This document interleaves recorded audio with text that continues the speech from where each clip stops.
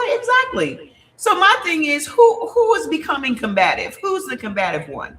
If you come to my live and you don't like what I'm saying, you could leave, right? Ask yourselves why they stay. Ask yourselves why they stay. The reason that they stay is because it is in their DNA to surveil us. It is in their DNA that when Black people are grouped together, no, you're not getting to come up on my live, so stop asking me shit. Get your own fucking live. Go. As a white person, don't come over here trying to get up on my live for no reason. You don't have no reason to come up on my live. We don't want to hear nothing from you. Nothing. Y'all got all this free live stuff. Y'all can, there's so, you're wide open for lives. Why the fuck you want to come over here? For what? Because again, you want to be centered. You want to be centered.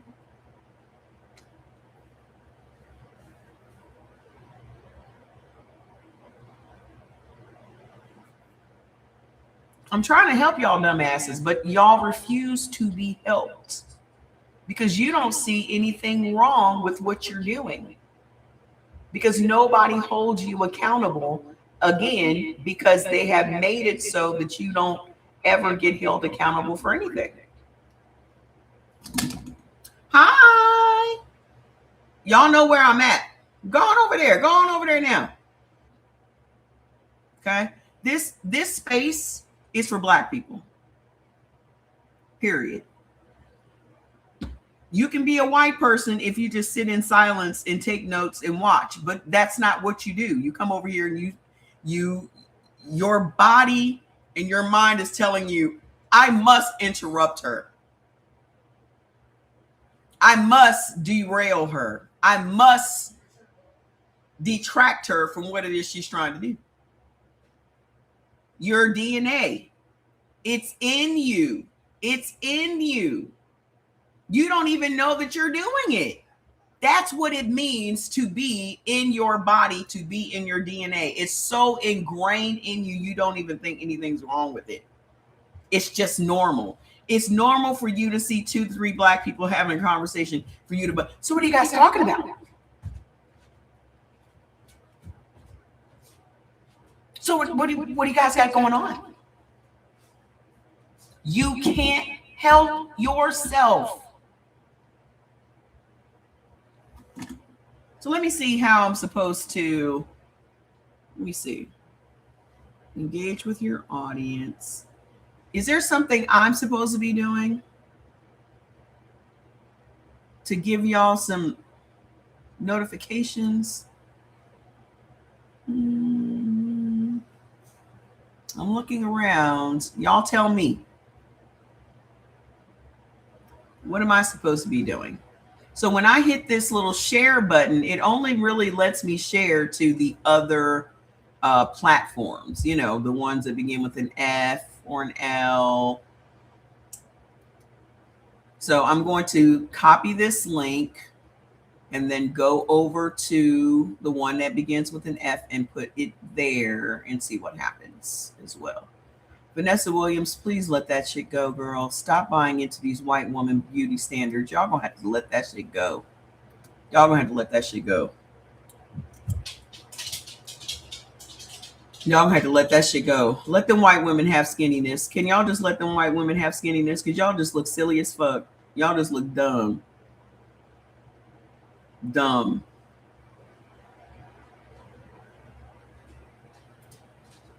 Can y'all let white women have bobblehead? Can y'all just let them have it?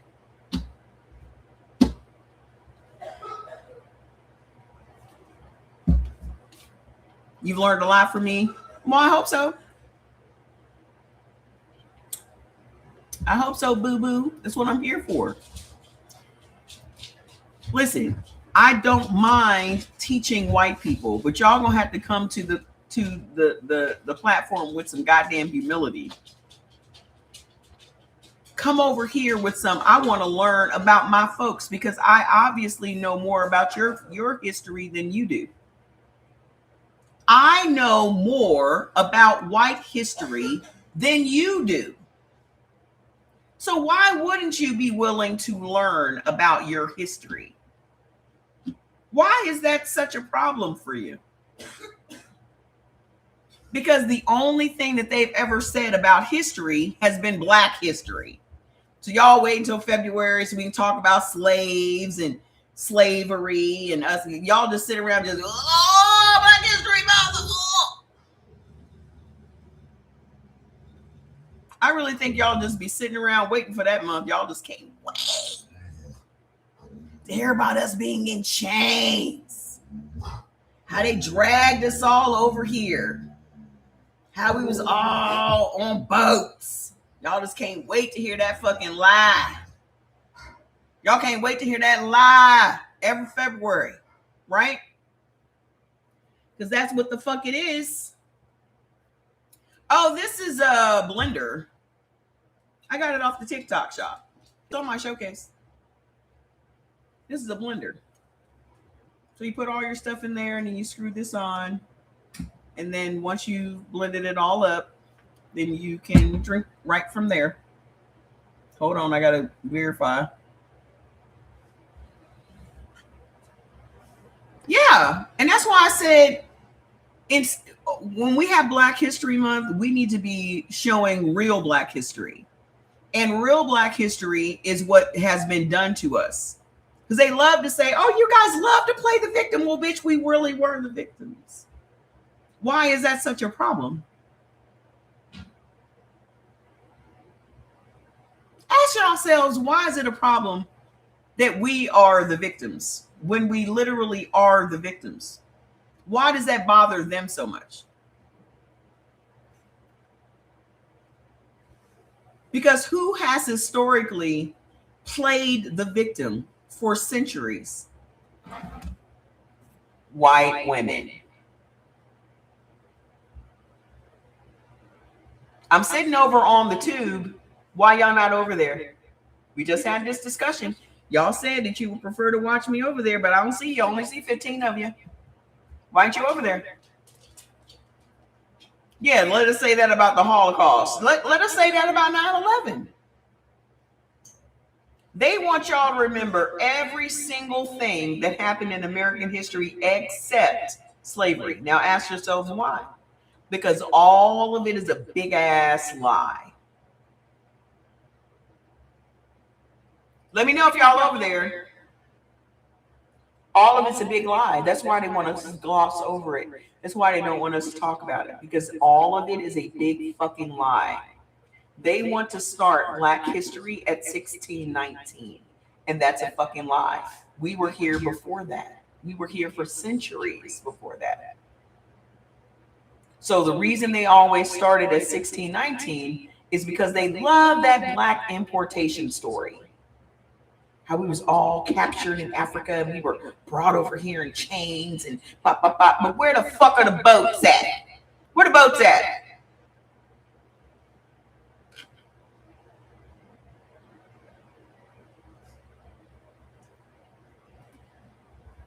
To the tube. Go over to the tube. I can't say it freely on this platform. Where are the boats? I ask y'all this question every fucking day. Where the boats at? Where they at? Hey, Fuchil, how you doing? Where the boats at? Where the fucking boats at? These motherfuckers. Wait till I finish that both sides of the whip book. Because these motherfuckers recorded everything. Let me tell you how motherfucking detailed they were in studying us. They would literally, after massacres, collect our hair to measure our cortisol levels after a massacre. So they could measure how our cortisol would raise when being threatened with massacres. Every single statistic about Black people has been recorded from day motherfucking one up until this, what time is it fucking moment? Every single thing. And all of the fucking evidence is out there. All the records are there, all the reports, all the research, all of it. You know how people didn't read Project 25? What was it? Project 2025? Same shit. They put it right out there in reports, right out there in books, knowing goddamn well we ain't gonna read nothing.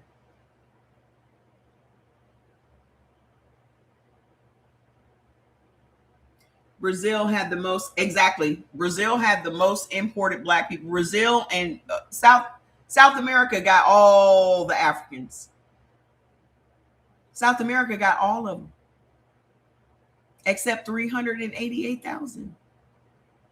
So only 388,000 Africans were imported over a span of 200 years.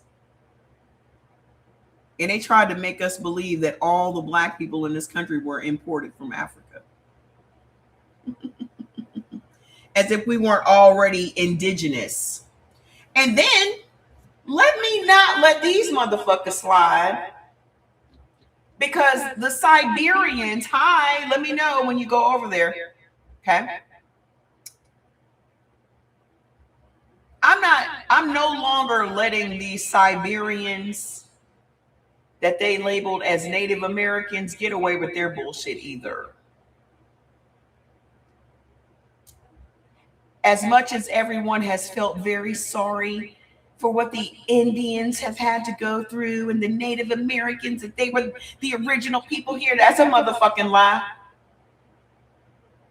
Them motherfuckers was helping these white colonizers round us up and export us.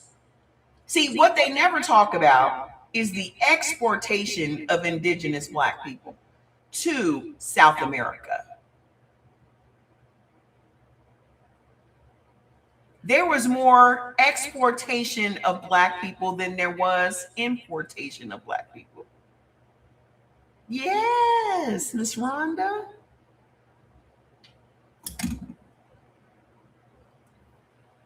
The Native Americans who are, yes, in Spain. The Native Americans who we have all held, who everybody has felt so sorry for. Look how they decimated them. The irony is, no, I'm gonna do both until I get put off, because I'm pretty sure I'll get put off. Because when somebody comes here, I can tell them to go to my YouTube. Mama Trey Wilbon. Can somebody put that in the comments and pin it? Because I have no way of commenting on my side. I'm about to tell y'all something. The Native Americans, the Indians, are Siberians. They migrated here thousands of years ago, just like Africans had come here thousands of years ago. But we were here first. Okay? The original man and woman of this earth are black. It's funny how y'all have no problem accepting that when we say that they were from Africa. All of those years I was teaching y'all about blood type eating, y'all had no problem with me saying that black people, their blood type O originated in Africa. But the minute I tell you that black people were here before white people ever came here and colonized us, y'all have a problem with that. Why is that?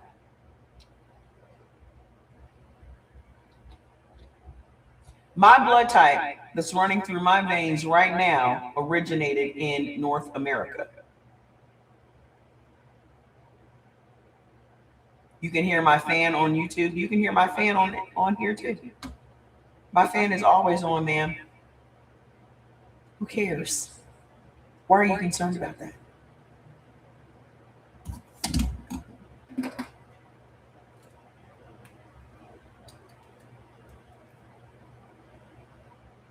Why are you concerned about my fan? There it is. There it sits.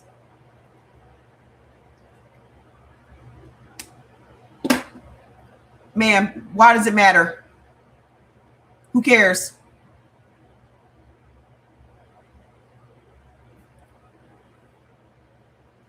So what I said was,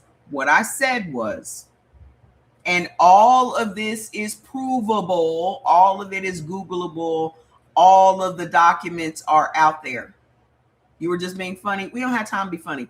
We don't have time to be funny. Okay? Just listen to what the fuck I'm saying. If only y'all would take this shit as seriously as I take it, then we could all be on one accord. But some of y'all are just too silly for this topic.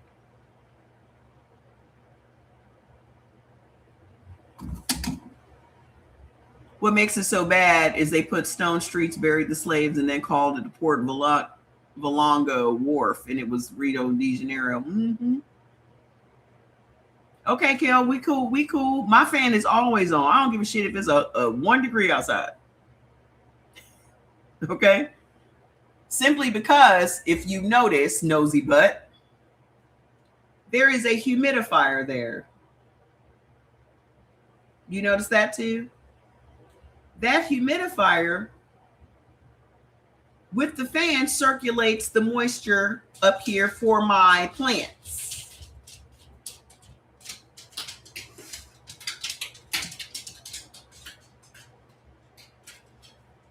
Okay?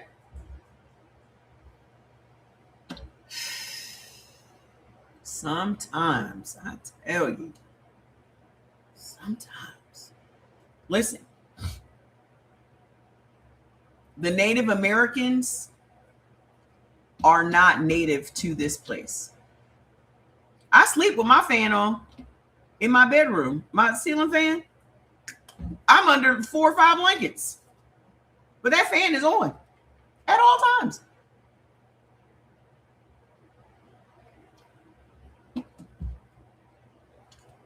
I prefer to be cold over hot any day of the week. Any day. I don't know if it's just me.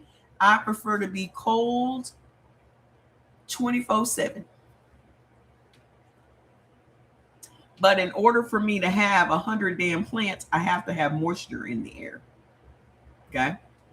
Exactly, Wendy. Okay? So listen. What we dealt with back then was not only white colonizers, but also the Native Americans were kidnapping us and helping the colonizers to export us out of the country. What they got in return were these reservations.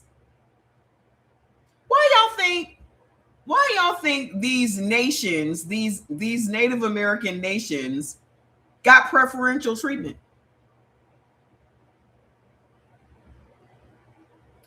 What did they do to gain it? Why would they give them anything? Why would they give them anything? If they came here and conquered everybody, why did they give preferential treatment to the Native Americans? Because the Native Americans were white. Have y'all seen the Siberians? I showed y'all this video. Have y'all seen them? The Siberians of today look exactly like the people that were Native Americans here in America.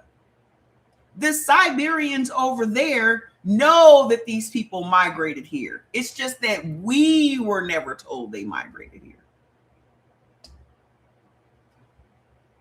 Just type in Siberian Native Americans in TikTok. Their nations cooperated with the colonizers. Have y'all noticed that Native Americans are never on the side of Black people to this day?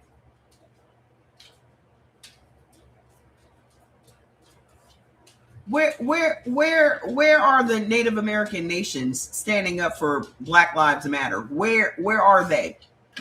Why are they never out there marching with us? They'll ask us to march with them, but why are they never marching with us? Y'all ain't never paid no attention to that. Y'all ain't never paid no attention to that. Y'all ain't never paid no attention to that. It's a little wet ball. They ain't never out there with us, ever, not once.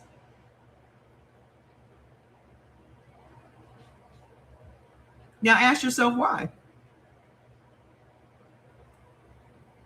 Mm-hmm. The reason that they have these nations and this sovereignty is because the government gave them that as a reward for helping them export Afro-Indigenous off of their own land in order for them to take over the land. Because we keep hearing Blacks claiming Indian ancestry. First of all, it's our ancestry. The Indian ancestry that they made up is our ancestry. The reason that they brought in the Africans was to convolute all of the records. So they bring in this 300,000 Africans and mix us all together, wipe out Afro-Indigenous, and then recategorize everybody as Negro. They never made a distinction between Afro-Indigenous Americans and Africans. They grouped us all together and let us all fall under this umbrella of imported Blacks. That's the big lie. The biggest lie in history is that Black people were imported to this country from Africa, when in fact we were already here when Whitey came on boats.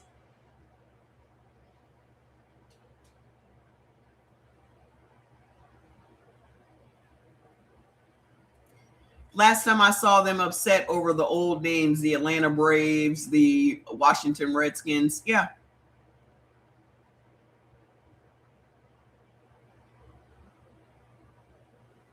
This is our land. Period. And the reason they never want us to know that is because everything that they have built here is stolen. Every single thing. Everything they have done has been to keep us poor. Every system that they put in place is to keep us economically unstable.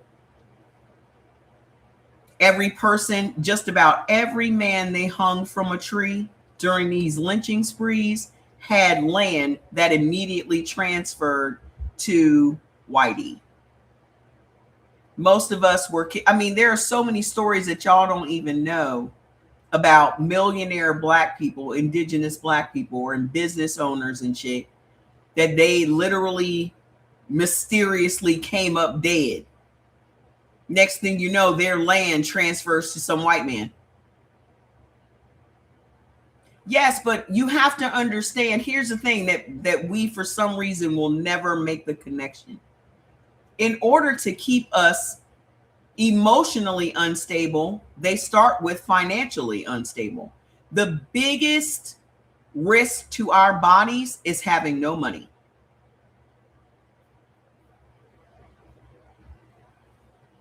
Why y'all think in the Bible it says money answereth all things? In the Bible, money answereth all things. The number one health issue that Black people face in this country is not having money, because that puts more pressure on your body than anything else. Yes, racism, all that other shit, but all of it is tied together. So when you look at the history The thing that white America fears the most is our economic prosperity. Because when we prosper economically, it breaks their system. The reason they are wealthy today is because of what we do. They still get free labor. They've had free labor for hundreds of years. So that in and of itself gave their businesses a head start. Then when they did free us, they found a way that they could enslave us again, and that's through the prison system. So they enslaved the free people, re-enslaved them, labeled them as criminals, and then leased them out. They rented the slaves out to the same plantations where they were formerly slaves. Why do you think that there are more black men in the prison system today than it ever was black men under slavery? We got more black men today under prison supervision than we ever had in the 400 years of slavery. Yeah, you missed it.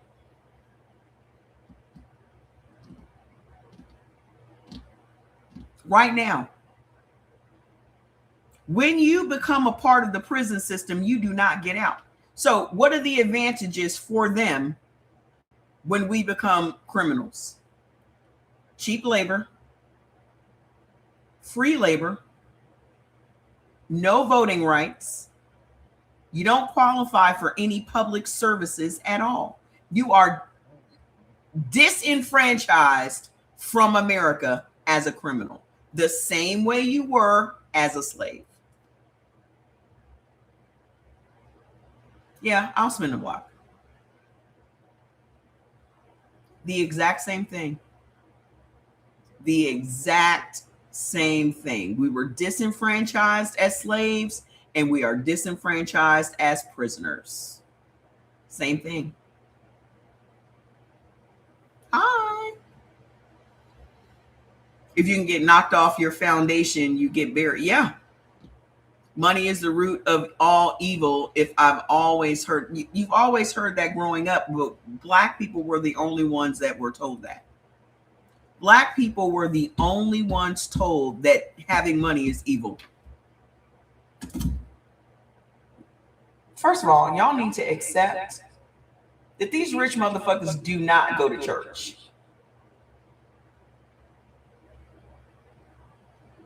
Unless they made money off of being a pastor, rich white motherfuckers ain't up in the church on Sundays. Unless they are the pastor of the mega church and they're making millions from that. When have y'all seen Jeff Bezos and all these other motherfuckers up at the church?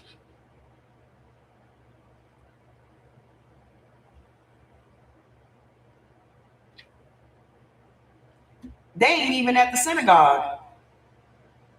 Because most of them are Jews, right? I got to be careful with that since it's all Jewish owned now.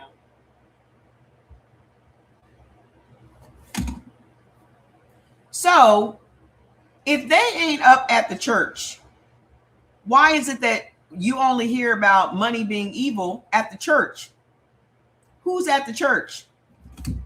Our black asses. None of those scriptures of control is for them. It's all for us. A lot of those properties are owned by the church. Exactly. Exactly, they are. Yeah, and you're giving all your hard-earned money to them. Most of these Ivy League universities are owned by families that own slaves and profited off of slavery. And to this day, still get money from slavery. Y'all think slavery died. It didn't. They just gave it a different name. Do you know that when you have bills and you pay bills, how high your cortisol levels are? It's even higher when you don't have the money for the bills. Bills create illness in our bodies. Why do you think they are stopping everybody from ownership?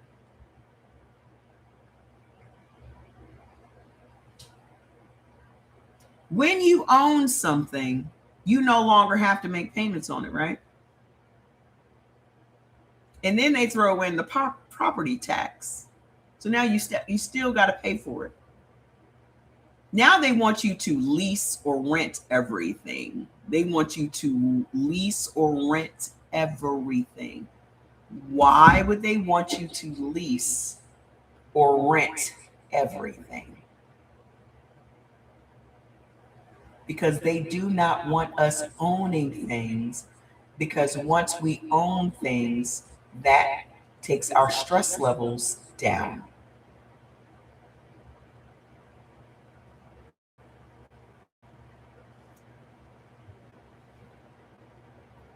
Statistically, the shit that I'm telling y'all is statistics. They don't want us owning anything because that will cut down on our stress. Continued payments without ownership. And they've already snuck this shit in. They already have been doing it. They are pricing us the fuck out of home ownership. They just came up with new property taxes, raised the property taxes, especially on single women. The new property tax increase hits Black women more than it hits anybody else, because Black women own homes or are buying homes. China's a whole other story. But all of this is to keep Black Americans broke. Because I asked Sandy. Sandy is my. He said, but do you really own it? No, you don't really own it, because you're always paying property taxes on it. How do you own something when somebody can come and take it from you? That's why when everybody's like, yeah, I'm buying a home, or I'm a homeowner, like they just get the keys to the house and like, I'm a homeowner, but you got 30 years of payments. You don't own that home for 30 years, right? You start missing a payment, they coming to get that house. So you might have been paying on a house for 7 years, and then you still get put out like you were renting an apartment. Now you done lost all this down payment and all this other shit you done put into this house. You done lost it. Then you pay off the house in 30 years and you still can lose your house because you done messed up the property taxes.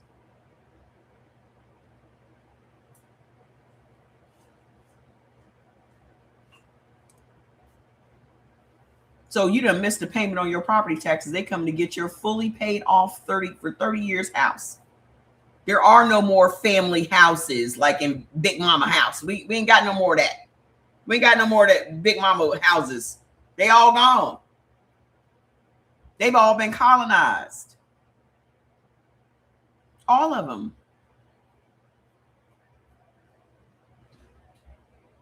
I asked my ChatGPT what the biggest fear was, what white America's biggest fear is when it comes to Black Americans, and that's what it said. We are economic pressure for them. Two things. We are economic pressure for them. And secondly, they don't want to admit that they lied about everything. That's their biggest fear.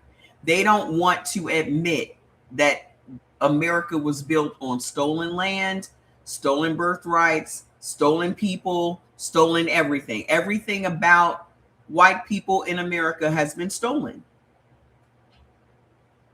Everything. And so I continue to say they will never be great here. I don't give a shit how many red hats you wear and how many times you chant it. You're never going to be great here because your body knows that this is not your home. And this is what we're talking about yesterday. The reason that we have Black bodies broken and white minds broken is because of oppression. Okay. No matter what you try to tell your mind, your body has receipts. Hundreds of years of receipts. Your body hears everything. So the reason that white people are crazy and the reason that they are psychotic and the reason that they are sociopaths and psychopaths is because they keep trying to tell their mind what their body knows. Their body knows that they're not superior. Their body knows that. Their body knows how much it takes for them to remain higher. Trying to maintain the hierarchy as a white person is what is breaking them, because they know it's a lie. Lying takes a real big toll on your health, and just trying to uphold that lie is what is breaking them. That's why they really hate us. Thirdly, because they have done everything in their power to destroy us, and we are still here.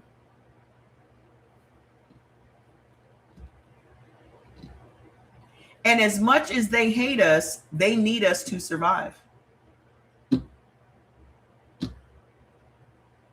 That's what nobody is taking into consideration, because the book that's coming out tells you about the past, the present, and the future.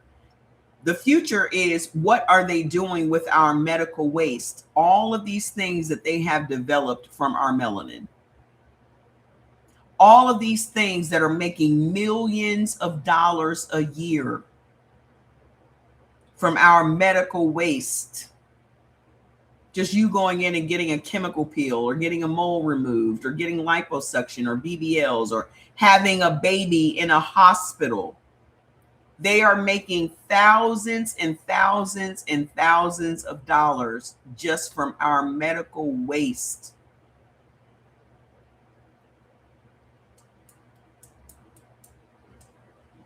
That's why y'all need to go get this book.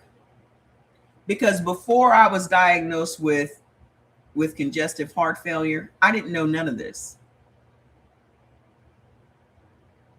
None of it. I was living in the fucking matrix.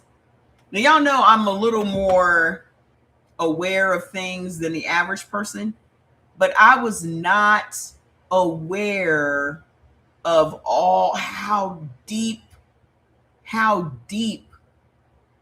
the whole rabbit hole goes.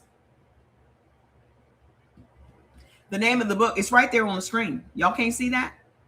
The Hidden Cost of Being Black in America. Just click the link and get the digital download. It's right there on the screen. The reason that we are sick today, it all starts with the allostatic load we are carrying as Black people.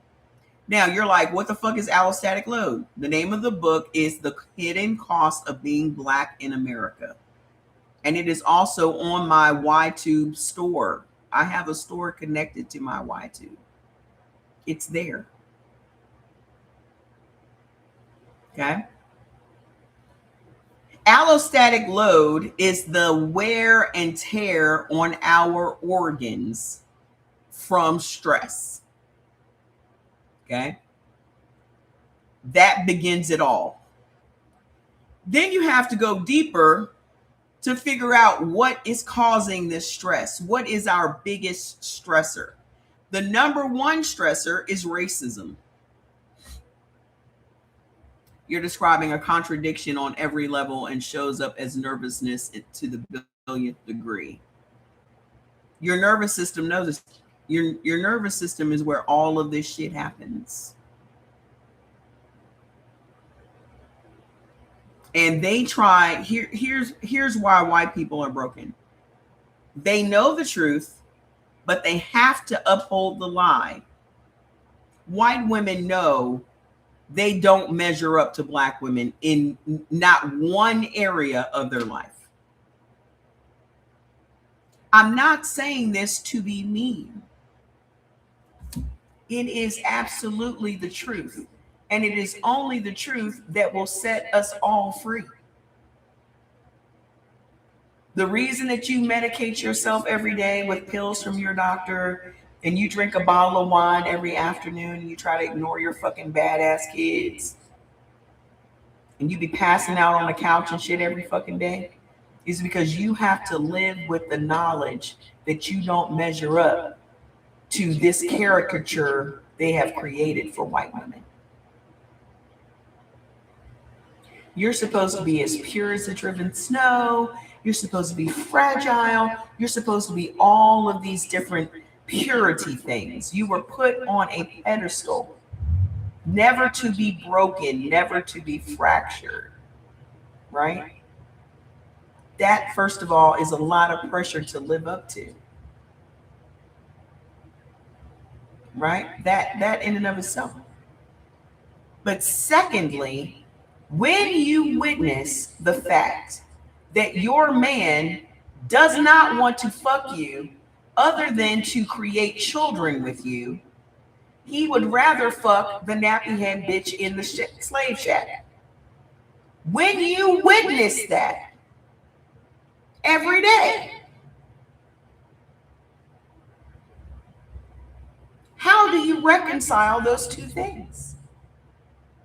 You're supposed to be superior, clean, moral, pure, yet he's leaving your bed to go fuck the slave.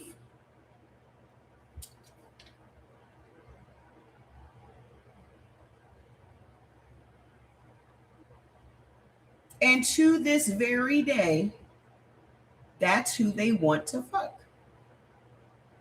It does not matter how racist they appear to be. It does not matter what they spew out of their mouth. If any white man gets an opportunity to have sex with a black woman, he's going to do it.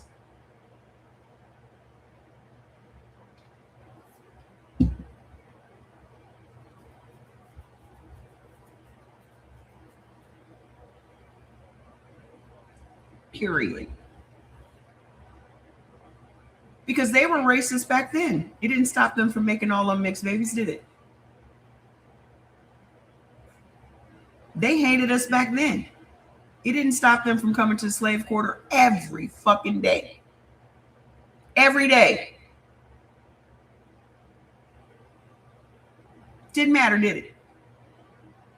You think that lust for us just went away? Where do you think that energy went?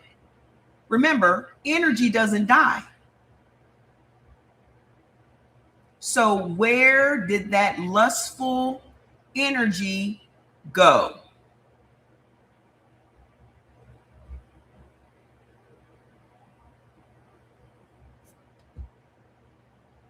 They were in there too. They were in there too. They were dragging them men to their beds. Then when they get caught, they say he was raping her, and then they hang his ass, draw and quarter his ass, boil his ass in a cauldron.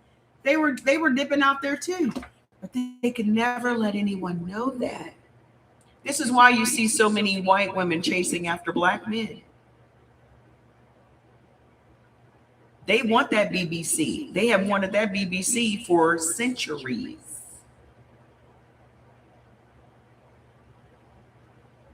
There was a documentary about white English women old white English women going to Africa and fornicating with young African men.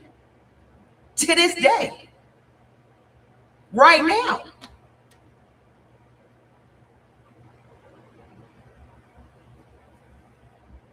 The topic is black people and white people. That's the topic. Sexual tourism. Whenever they talk about that, they always just talk about black men going to Brazil or white men going to the Philippines. But white women are going to African nations and having relations with young black men. That's why every time y'all see 90 Day Fiance, it's some old, wrinkled up, just disgusting white woman marrying some Nigerian. Don't you?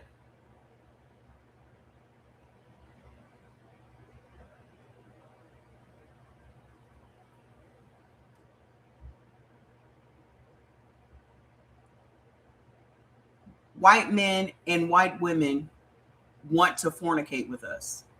All of them. But they don't want anybody to know about it. Again, another lie they have to uphold.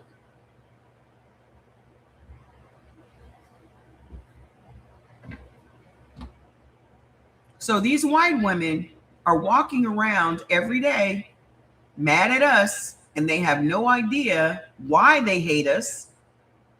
So they always lob these microaggressions toward us, asking about our hair and our nails, and just any way possible they can make little digs or little shade or whatever it is that they want to do to try to abuse us in their own special white woman way. All because they know they are nothing compared to us. Nothing.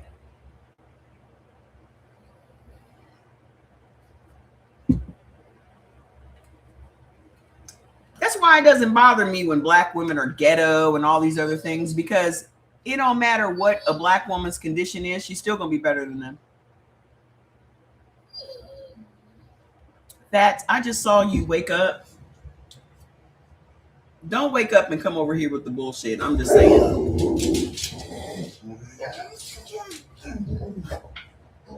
You woke up with the bullshit.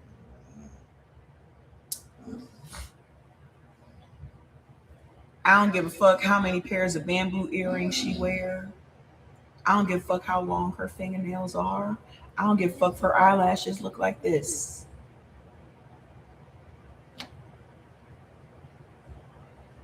That's family. I ain't never ashamed of that. Do it, black girl, do it. Because trust me, they'll turn right around, steal it, and sell it right back to us. Where y'all are ashamed of black women being who the fuck they are, them white women are taking fucking notes. They gonna swoop it up, give it another motherfucking name, and sell it right back to you. They don't just do it to us, they do it to every culture. Because that is in their DNA. Why is that in their DNA? Because they absolutely have no identity outside of the one that was created for them. That's leave me alone.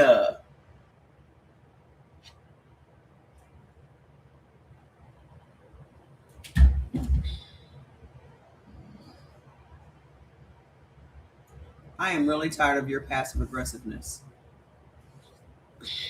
You're pushing me under the desk.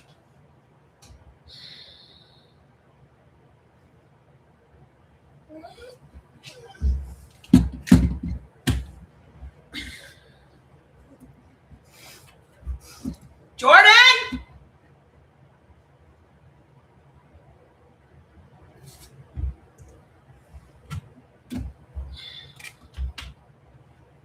They said for me to give you a kiss. Come here. All he wants is to go in Jordan's room. His door is closed. Jordan! Because Link is in there.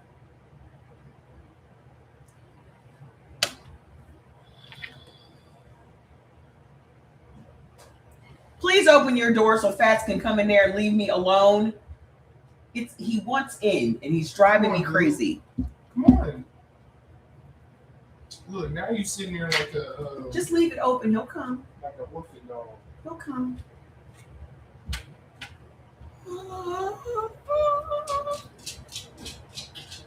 Told you. Just leave the door open. He'll come.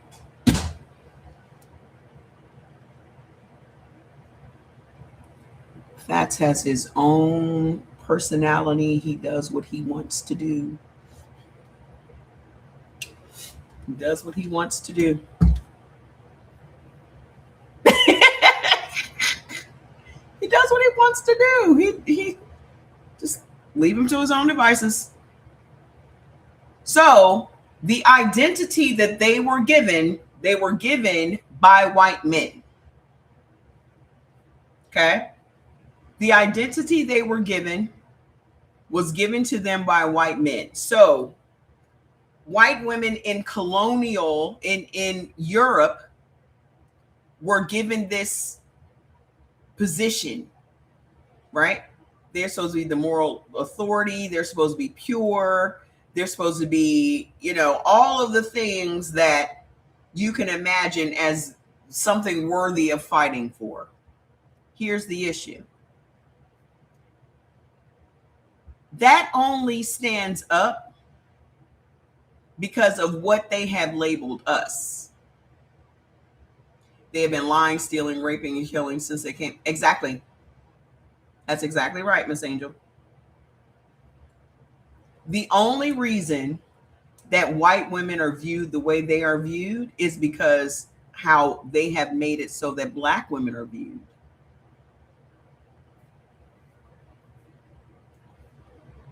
Everything a white woman is the opposite of what they trained everyone to believe a black woman is. Where they're pure, we're dirty. Where they are sexually moderate and sexually modest, we are hypersexual. Where they are thin and they work out all the time, we are fat and lazy.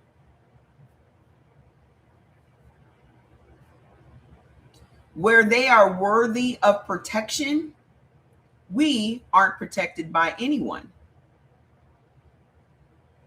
So just by the positioning that they gave us both, one is worthy of using as a scapegoat for violence. The other is who the violence is perpetrated against. So anytime a white woman's comfort is upset, a white man gets to use that as an excuse to harm black people. And the most diabolical part about it is white women know that. I'm going to call the police.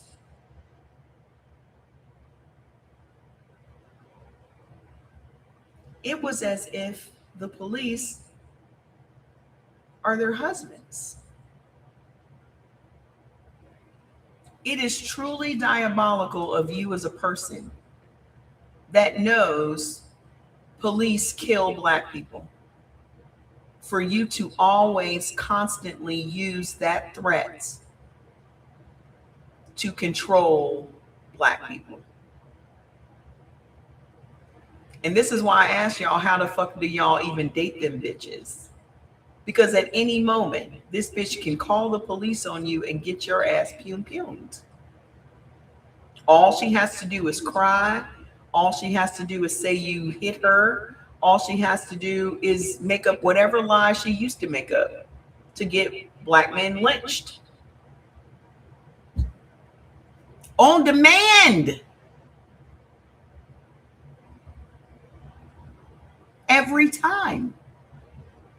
That's all it takes.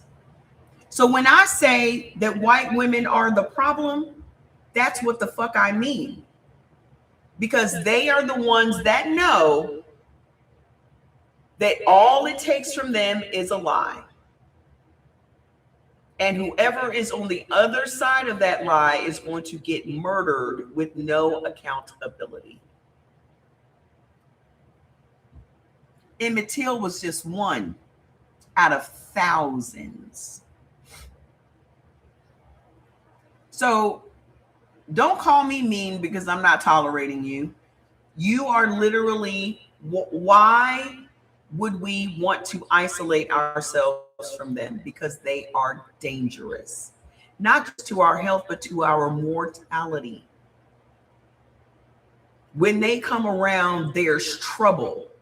See, they tried to flip that shit and make it seem like, oh, we don't want black people moving into our neighborhoods. Every time they come, there's trouble. Da, da, da. They are the ones, whenever they come, there's trouble. Historically, we were here minding our business in America, and they arrived. Our food sources. We talked about this yesterday, how we had our own food sources. Everybody was metabolically healthy until the colonizer. Before the ships, we did not have diabetes, high blood pressure, congestive heart failure, and kidney failure. We didn't have those things. We had those things after they arrived, and they fucked up our food systems, and they withheld food from us, and they put us in famine, and they rationed out food to us. They used starvation as a fucking tool. And our bodies to this day are jacked up because of that.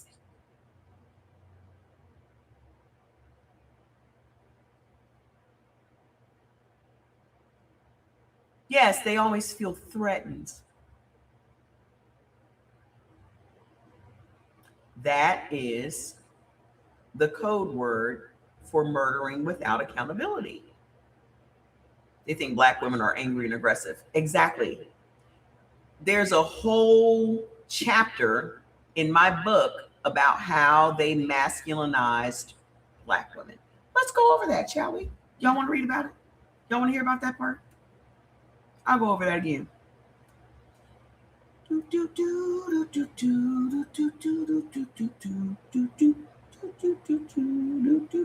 This is in the new book. The new book is called Both Sides of the Whip. Y'all need to know up front that all of this is engineered. Everything that we experience in this country has been engineered by them.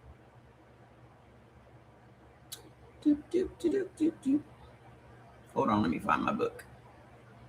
I got my manuscript on here because it's in editing right now.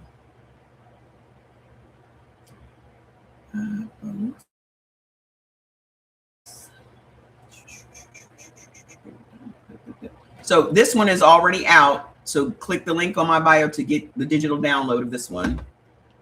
And then all of your health books are also there. Okay.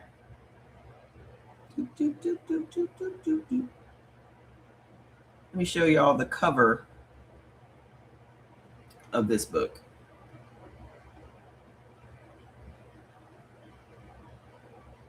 Same whip, two different sides.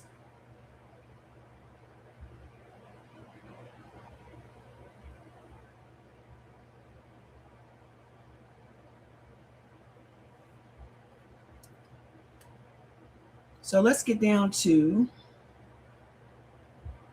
the masculinization of Black women.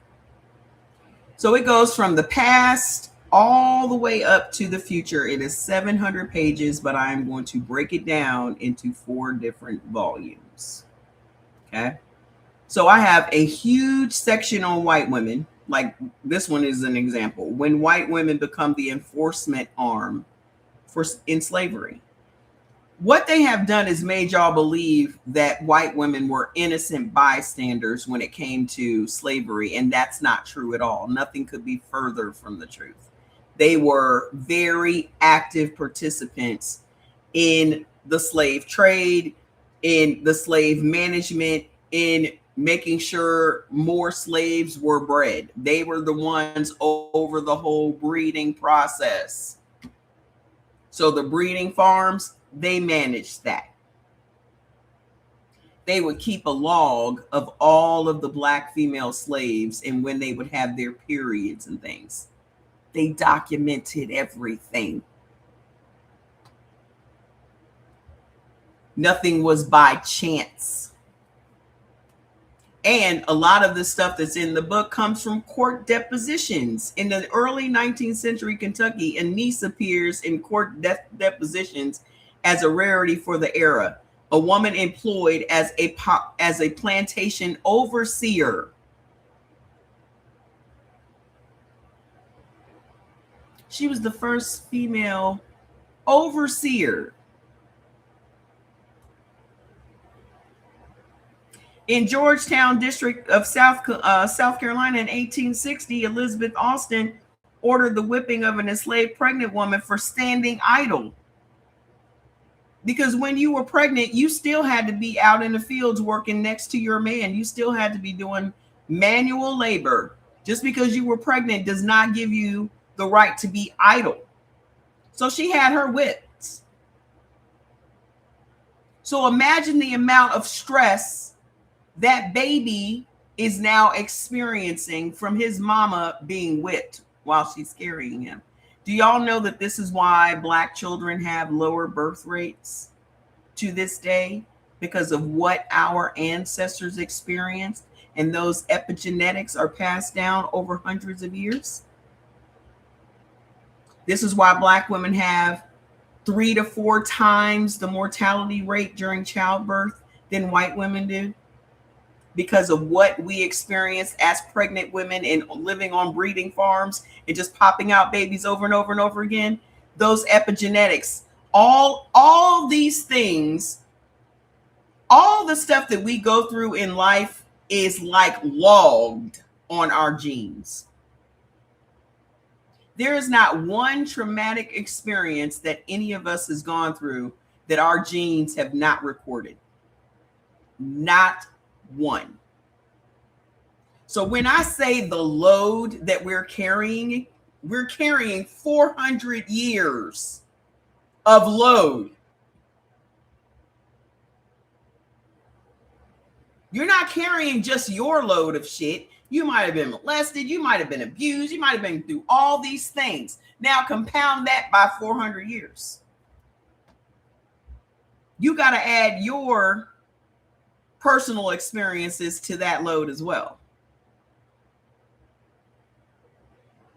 But then they want to deny us reparations. The only reason that they deny us reparations is because they would have to admit why they are paying us reparations, and they will never do that. Yes, the cycle can be broken, and the nervous system can be repaired. That's why I have the books. That's exactly why. Because if you do not know what happened to you, you cannot get rid of the trauma.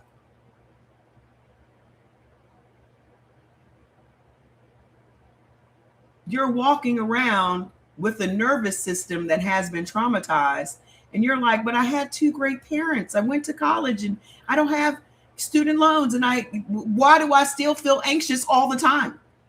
Because those experiences are still living in your nervous system. So right now, all Black Americans are walking around with these nervous systems that are never able to relax. And if your nervous system is never able to relax, then you're never going to heal up whatever is making you sick. And so I always use the same analogy. A white person has your white neighbor, and you have the same exact car. You bought it on the same exact day. Their car is sitting in the driveway. Your car is sitting in the driveway. Their car is chilling. It's relaxed. Your engine is running 24 hours a day. Why? Because you are not comfortable in your own skin. You have to deal with racism every single day on your job, in your personal life. You go into the grocery store, you're surveilled. You go to the department store, you're surveilled. You driving down the street and the cop car is riding behind you. This is your everyday life. Just living under a microscope every single day. And then on top of that, you're expected to code switch. You're expected to look presentable, so you can't have your nappy hair at work. You're expected to do all of these things to assimilate to white people. When do Black people just have the opportunity to just be? Period.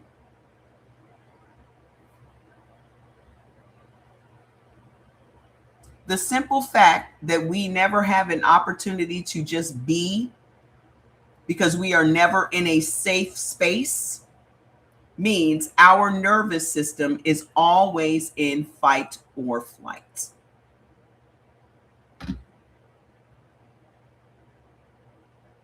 So this is how we all end up with anxiety. This is how we all end up with depression. This is how we all end up with the 4 common diseases: diabetes, kidney problems, heart failure, high blood pressure. And then the doctors add to that because they never tell us the truth. But they keep writing those prescriptions. No one ever told us that Black bodies are sensitive to salt. No one ever told us that. That's why I have chill. You know what? Let me put chill up on this. Let me put chill right up here. Hold on. This was the very first product I created.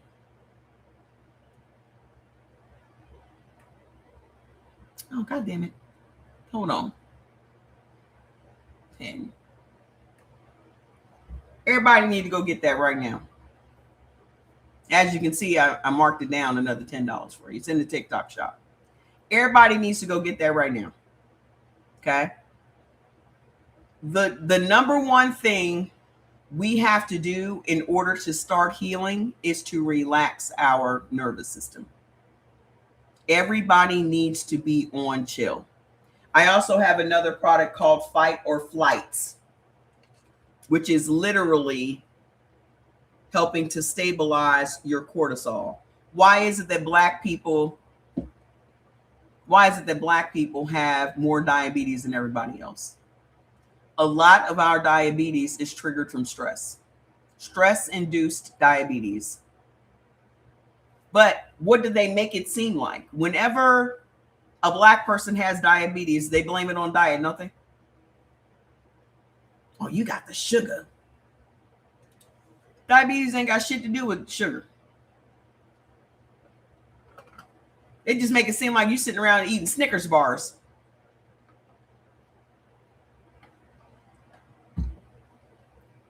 Let me tell you what happens. When you are stressed out, your body releases more cortisol into your bloodstream. When that cortisol is in your bloodstream, it automatically makes your blood sugar go up. Now your blood sugar is high. And if your blood sugar remains high, it is going to trigger diabetes in your body. Do you know why we are more sensitive to that? Goes all the way back to slavery. Goes all the way back to slavery again. Nobody had diabetes before the colonizers arrived. Nobody. Not one person. What had happened was the stress that we dealt with made our pancreas, our bodies adapted over these hundreds of years, made our pancreas tough. So when our pancreas became tough, it became insulin resistant. I'm sure y'all hear that all the time. So because our pancreas became insulin resistant over these years, guess what happened to our Black babies? Our babies were born with these smaller than normal pancreases. These babies born today.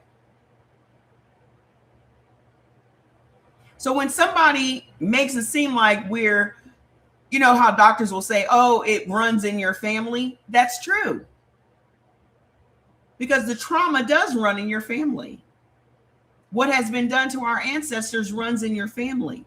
Why is it that they always stop at that? Why is it that they never go deeper? Why is it that they've never gone to the root of the problem? They just say, oh, it runs in your family. Why does it run in my family? How does it run in my family? No one asked the doctor that. No one. Because even if you did ask, they would say, I don't know. How many of y'all have asked your doctor why it runs in your family? Well, how is that? I mean, you're supposed to know it all, right? Doctors are supposed to know it all. Why is it that they can't explain to you why it runs in your family? But that is the catch-all phrase they use for Black people all the time. Oh, it runs in your family. It runs in your family. It just runs in your family. Every time. but not one of them can explain to you why. Not one of them can explain to you how. I do, though.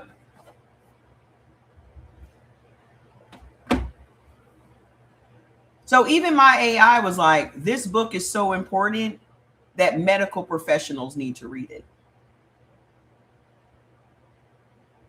Because when I was in the hospital for this congestive heart failure, not one of these doctors or nurses knew what eating according to blood type was. While I'm in the hospital trying to convalesce, I'm literally teaching in the hospital bed.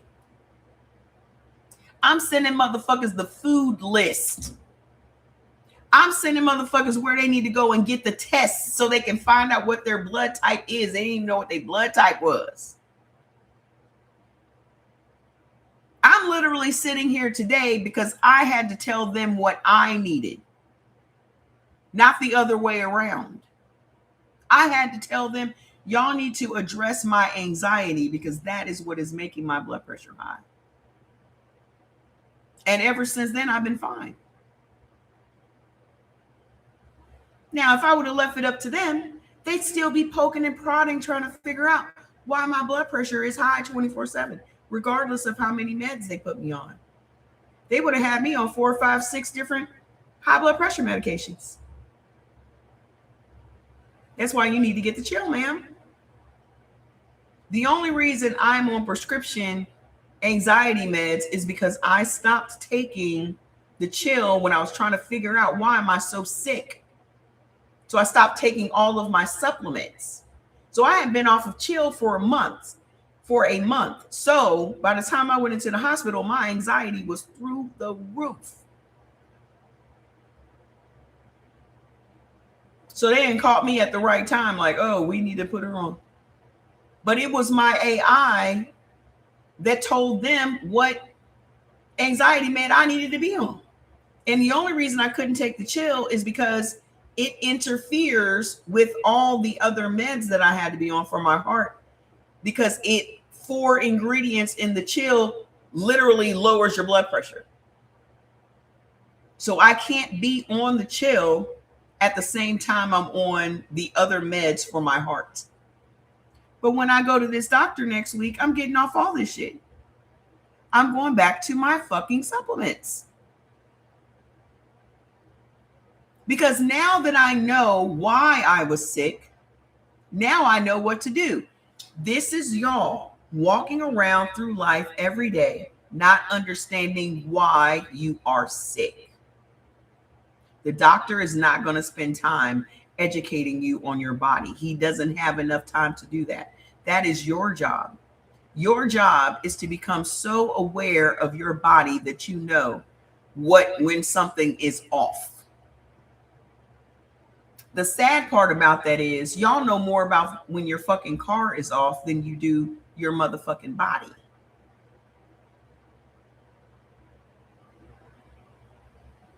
Y'all be saying, motherfucker, oh, she pulling a little bit to the left. She needs But you can't tell yourself what your body needs ever.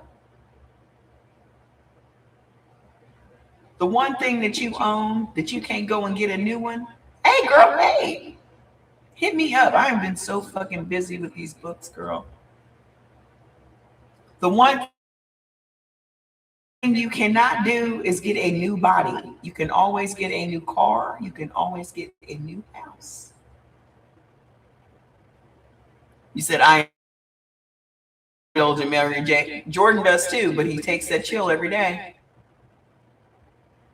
Jordan does too, but he takes that chill every day. As much as y'all think that Mary J helps your anxiety, it really doesn't.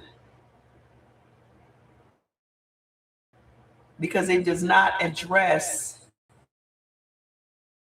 different things that it needs to address. So when you're looking at the ingredients of chill and you're saying passion flower and skullcap and St. John's wort and all of those different ingredients in that one capsule, you're gonna be like, okay. My anxiety pill from the doctor makes me sleepy. That's why I only take it at night. I only take it at night. That is another thing. The reason that we do not sleep well is because our nervous system never turns off. So you need to have something that will do that. St. John's wort is good for memory. It's good for depression. It's good for just chilling.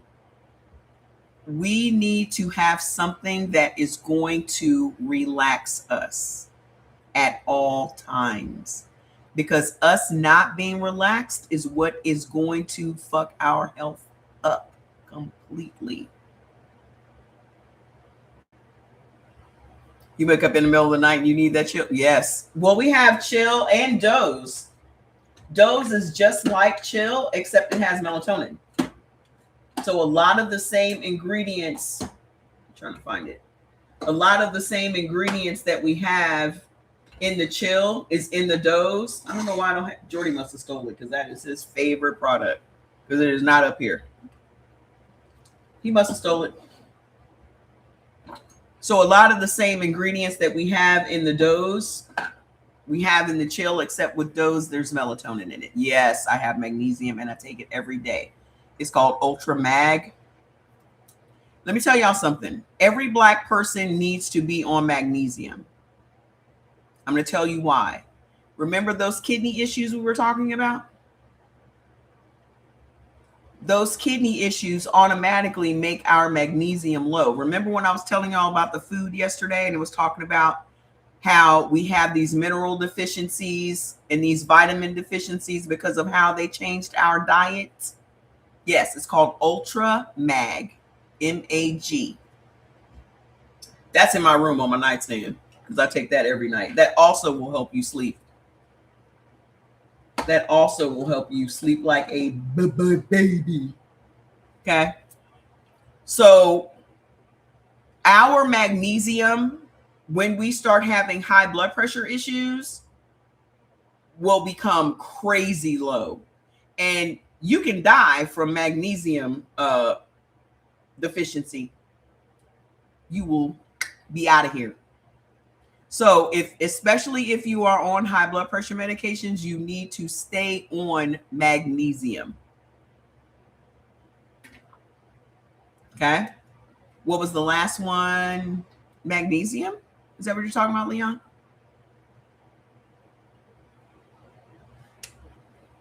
I have 170 different products, but only 20 of them are on the TikTok shop. Okay. So whatever it is you need, we got it. That's what I'm drinking my shake right now. I'm drinking my shake with a scoop of collagen in it. You feel better after taking the mag? Good. I am the supplement goddess. So the reason that collagen is so important is if you are going through menopause right now. Okay, it's not on your, no, it's not.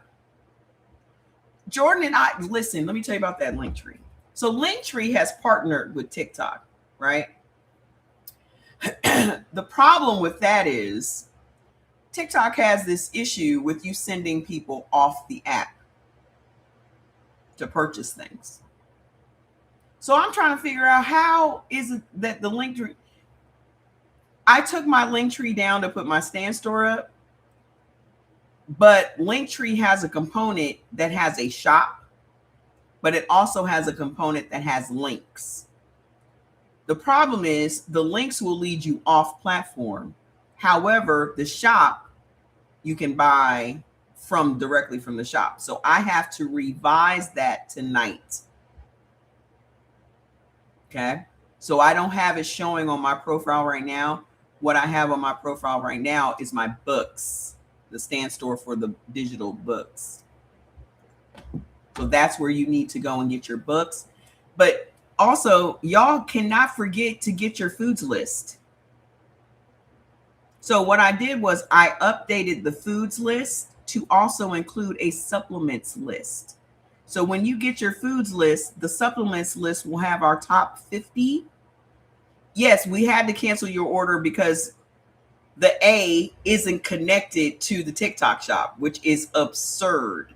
So that means we would manually have to send you the books, but it takes 4 weeks for them to ship us the books. So we refunded that and sent you a link to purchase it digitally so you can get it today.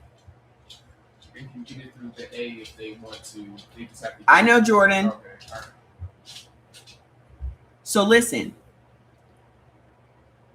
when you get your foods list, because a lot of y'all have your foods list and a lot of y'all don't. A lot of y'all are new to me. The foods list is so important for you to follow according to your blood type, because that is what is going to be the foundation of your healing. Everyone loves a supplement. Great supplements are awesome. But there's no supplement in the world that will help you as better than you eating the right foods. Doze, you talk about what you for sleeping. That Ultramag also helps you sleep. Magnesium helps you to sleep. Nothing can take the place of you eating the right foods for your genetics. Okay. Before the colonizers, we were eating according to our genetics, because our genetics are formed by what we eat on a daily basis. This is how our blood types are formed. Okay. So our blood types will be formed by the environment or by mixing. My blood type is because of mixing. Okay. So are there anybody here is a blood type AB? The blood type AB did not come about because of years of evolution and the foods we were eating for years during evolution. Ours came about from A's and B's mixing. So the blood type AB is only 400 years old, whereas all the other blood types are thousands of years old. And where did blood type A originate? North America. Which magnesium for high blood pressure? For high blood pressure, you're going to have NitroFlow. NitroFlow is for blood pressure.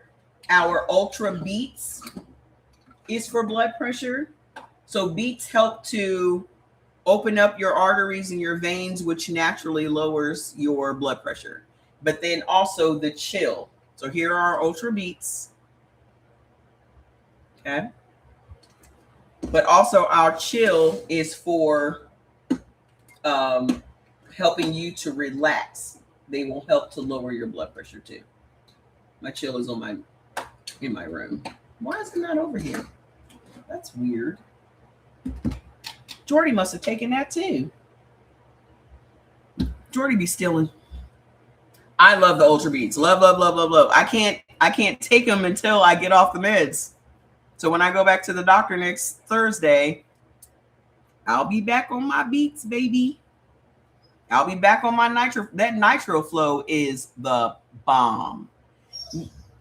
Don't come over here with the bullshit. Don't come over here with the bullshit. May I help you, Fats? What's up? Y'all see him just walking up on me? You can tell when he's coming with the bullshit. He has that look on his face. Like, let me go over there and fuck with her for a minute. I'm going to turn you off Instagram because ain't nobody over here. Come over on TikTok.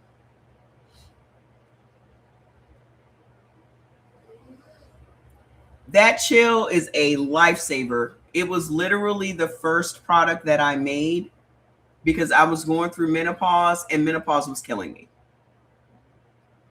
Absolutely taking me out. My heart is great. My heart is great. I go see my cardiologist again on Thursday. I know he's going to be like, bitch, you are a miracle. I already know it. Like, I literally I feel so much better. Oh. Get away from me, Fats. Oh, God. What? Come here. What's up? You want a snack?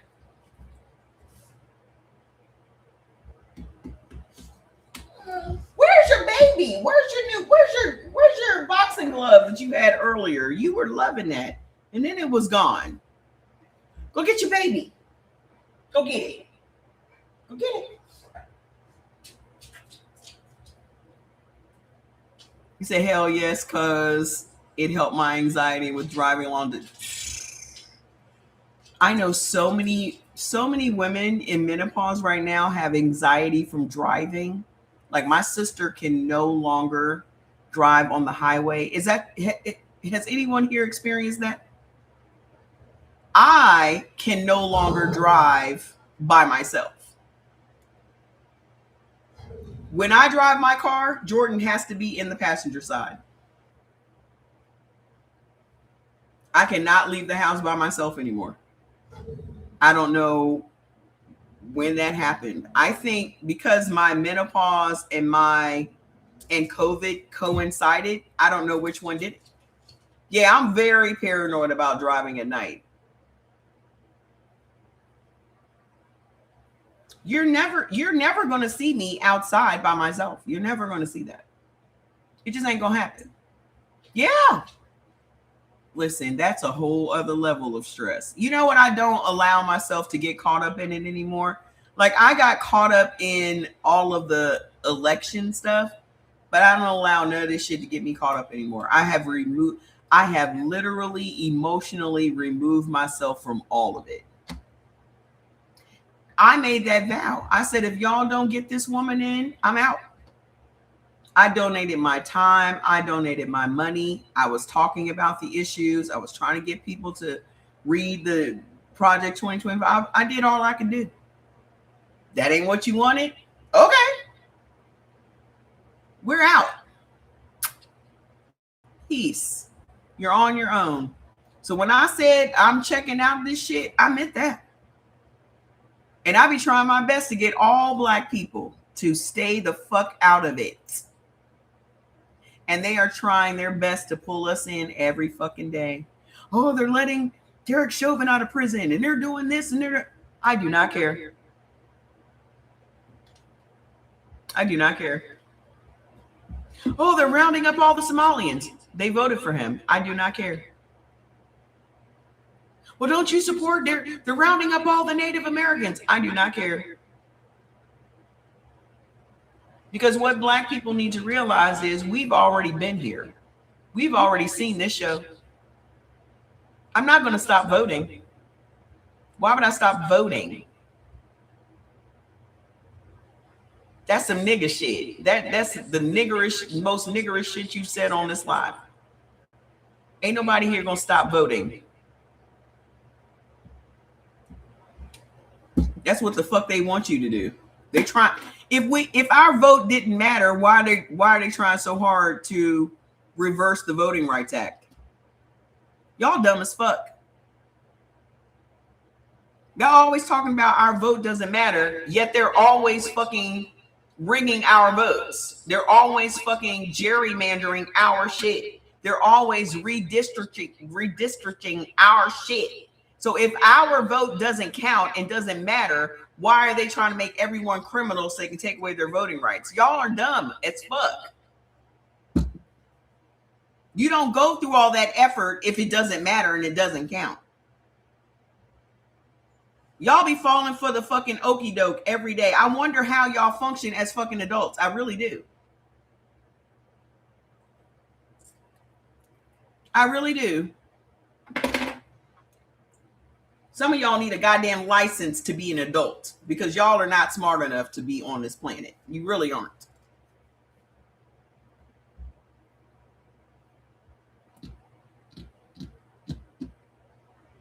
That's the craziest shit I've ever heard in my life. What could updates they be hot? What updates? What are you talking about? No Black person should be missing an election. Not one. This is why we're in the fucking mess that we're in. Because y'all fall for that shit all the time. Especially you Black men. Y'all the shakiest motherfuckers in the fucking country. Black men, y'all just flow whatever the wind blows. Just can't be counted on at all. You're just not reliable. At any moment, you are willing to drop us for some white pussy. You are willing to ride with them motherfuckers because they show you a little bit of the fucking attention. Y'all are the most unreliable fucking voting bloc in the country. I said what the fuck I said. Be mad about it if you want to. It's the fucking truth.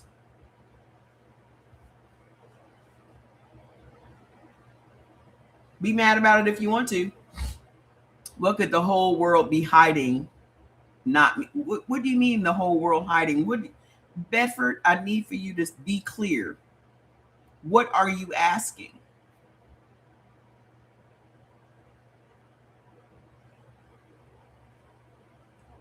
What are you asking?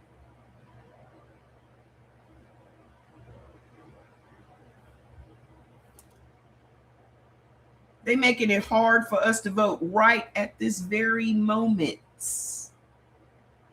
Talking about taking away mail-in votes and all that shit. All that shit impacts us directly. They are doing everything in their power to keep us from going and voting. Everything. Everything. Including buying platforms. Did y'all go and follow me on the YTube? Did y'all go over there and follow me? It's Mama Trey Wilbon. Because eventually I'm going to get kicked off of this one. Y'all already know that. They've done it twice already. Hi. So hold on. We were talking about, we're going to talk about this and then I'm going to let y'all go to, what's today? Today Friday? Oh, y'all can stay up late today. Y'all can stay up late today. I have an appointment tomorrow. I have to go pee in a cup.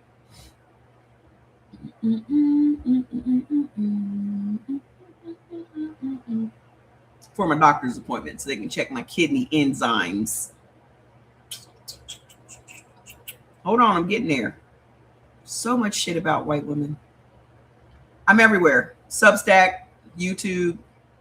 My name is the same on all of them. Mama Trey Wilbon. But I'm excited about that Substack thing. I'm gonna put some time into that one. Only because it's serious motherfuckers over there. You ain't gonna see nobody popping their hips over there. It's serious shit over there. So go get the app. Hold on, I'm getting there. So much white woman shit. We talked about why the boys and the girls are why our black boys and girls are adultified. When childhood ends at 5, all of this shit is science. I'm glad that you're pro-black. Don't say no shit about voting no more, though, because you're going to get red. You know that. You know that. Hold on. But somebody needed to hear that, Bedford, because I'm sure there's somebody over here being crazy about it. The masculinization of black women, from colonial gaze to medical bias, how a lie was built, sold, and still kills us. I just got my shit in the mail the other day from them. My little postcard. It's on my refrigerator with a magnet. So let me say this plainly. The idea that black women are masculine didn't come from science. It came from accounting. Before doctors ever touched us, before psychologists wrote about us, before stereotypes went viral, somebody had to justify why black women could be worked like men, bred like livestock, beaten like animals, and still not qualify as women worth protecting. So they invented a lie. The inventory, when women became equipment. This is from the 1600s to the 1800s. When Europeans met African women, they didn't see femininity, they saw labor. Bodies that could swing an axe, bodies that could survive childbirth, bodies that could be raped, repregnant, and sent back to the field. Fragile white womanhood was expensive. And then came their first, black womanhood had to be industrial. So if white womanhood was fragile and experienced, that meant on the opposite side, black women had to be the opposite of them. So we were classified as industrial. Mama Trey, you are hilarious but truthful. Okay. So, and then came the first exhibit, Sarah Bartman. Remember Sarah Bartman? For those of you that don't know, she was classified as the Hottentot Venus, the black woman with the boobs and the butt and all that. And they were just so fascinated by her and started doing all the experiments on her. Her body got turned into a science experiment. Her hips were labeled primitive. Her butt was called sexual excess, and her strength used as evidence she wasn't fully human. So when she died, they didn't bury her, they cut her open. French scientists bottled her genitals and her brain and displayed them in a museum until 1974. Let that sink in. The receipt: black women were officially filed as separate species of women. We were not the same as white women. They classified us as a different type of woman altogether. We were tougher, rougher, and less feminine, more animal. This is how they described us. This is where the lie was born. I'm getting new followers on Substack. Going over there, follow me. So I'm gonna start going live over there. From the auction block to operating table. Then the lie put on a white coat. J. Marion Sims, father of gynecology, they called him a hero. They had a statue of this man. That's what they meant. They misspelled it. They meant better. They have a statue of this man who is the father of gynecology. Well, how does any doctor, how does any medical industry, how does any of this medical related shit become what it is today? Black bodies. They did not experiment on white people. Any medical experiment, any new equipment, any procedure, that shit was all done on black bodies. Every single time, 100% of the time.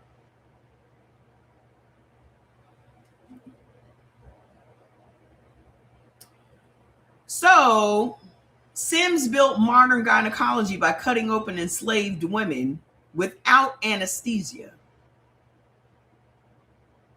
Lucy, Arnica, Betsy, no consent, no pain relief, no dignity. He cut Arnica open 30 times before he got it right. Share the life. Then and only then, he started using anesthesia on a white woman.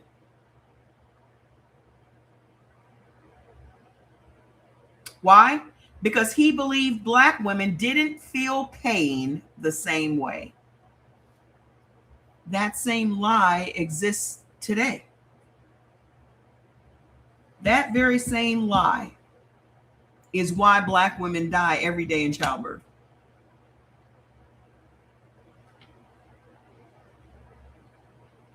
That's why. He wrote it. He taught it. If they can endure labor and childbirth, their nerves must be less refined. He said our nerve endings are less refined than white women's. Translation: they're built tougher. They're closer to men or animals. That lie is still being taught today. Medical racism, exactly. Black people feel less pain, a myth that never died. Fast forward to 2016, the University of Virginia surveyed white medical students. Half of them believed black people had biological differences. 12% believed black people had less sensitive nerve endings. This is who you go to for care. This doctor told them that. Also, the American Psychology Association came up with a lot of lies about the pathology of Black people. And this is what is at the roots of the racism that still is taught today. They came back in 2021 and apologized for lying about us. Because those lies is basically what's at the root of criminalizing Black bodies in this country. Those lies. To this day. They made an apology, but nobody knows that. Nobody knows that they made this apology for lying.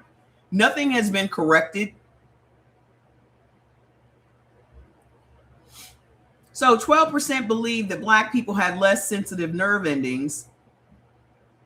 60% believe that Black people had thicker skin. All right. In medical school in this century. And the results, Black women get less pain medication. We get longer wait times. We get dismissed symptoms. We get labeled dramatic and drug seeking. Because remember that white doctor that told me I was being extra? Remember? The logic never changed. If she's tougher, she doesn't need care. When dismissal becomes a death sentence, I assure you that doctor wanted me to get up and leave that hospital. I'd be dead today. I would be dead today. Black women die in childbirth 3 to 4 times more often than white women, rich or poor, college or no college, celebrity or unknown. Let me remind you, Serena Williams almost died and she told them she had blood clots. She begged for a CT scan. You're welcome. Go buy my books. Go buy my products. That's how you can thank me. Because I don't make no money on TikTok. I don't make no money from spending 4 hours teaching y'all nothing. So you can go and support my businesses. Okay? Go get the books. Go get the products. So she begged for a CT scan. They ignored her. They thought she was confused. Only when she demanded repeatedly did they check multiple blood clots on her lungs. Minutes from death. If Serena Williams can be ignored, what chance do the rest of us have? The lie says she's strong, she can handle it, she's exaggerating, and we bury another mother. The strong Black woman, when the praise is a prison. That's another gaslighting term. They try to act like calling us strong Black women is a compliment, but that's how they play in your face. They know what that means. They know what it means. Yes, I remember that. I remember that. They call it a compliment. It's a trap. The strong Black woman stereotype tells us don't cry, don't ask for help, don't complain, don't rest. Research shows Black women who believe this get more depressed, more anxious, seek less help, eat more stress, and die younger. Strength becomes silence, silence becomes sickness, and sickness becomes another funeral. Share the lies. Biology does not back them up. Let's kill the science lie. There is no consistent evidence that Black women have more testosterone. That was another lie they told. They told the world that we had more testosterone than white women, which made us manly. I think people confuse mentally strong with resilient. Let's break that down for a second. I think the reason that you would classify, now let's think about the origins of this for a second. By comparison, to the fragility of white women, we are strong. Remember, we were created to be the opposite of them. That's why they look so soft and so feminine and so fragile, and they need protection. It's not hard to be mentally strong when you are comparing us to white women. White women that have no problem getting on the internet saying that they don't know how to take care of themselves. White women that will come on the internet and talk about how they don't even know how to wash their bodies. What them eyebrows doing? Raising up and down. That's what they doing. You paying attention to the wrong shit, dumb motherfucker. My eyebrows are full hair, sweetheart. You need to go talk to somebody that draws their shit on, bitch. Y'all so unused to having hair on your face. This is what real hair looks like, dumb motherfucker. Do you have any other dumbass questions you'd like for me to answer? Okay. It's not hard to look strong when you are comparing yourself against women that literally admit they don't know how to bathe.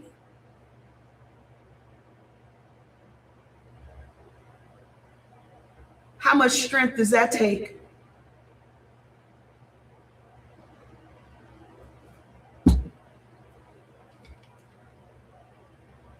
They're so strong.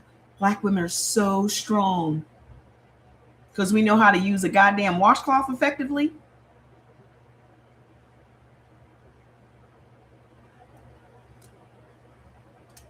And they use that fragility to their advantage. Y'all fall for the shit every time. Oh my God, she needs to be rescued. And there's never a shortage of black men waiting to rescue some white woman. It's never a shortage of black men waiting to rescue some white woman. Y'all just, oh, can I help you up, Miss Sally? Watch your step, Miss Sally. Let me use my coat to cover up the mud puddle so you don't get your shoes wet. Move, nigress. You can walk all by yourself. I got to save Miss Sally.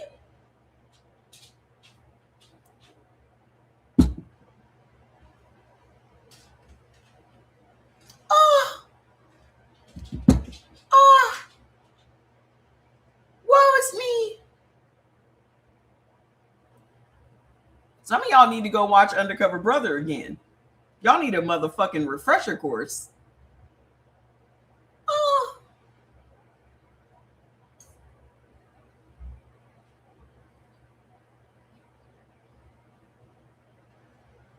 Some of y'all need a motherfucking refresher course. Y'all go watch Undercover Brother again, so y'all can get y'all shit together.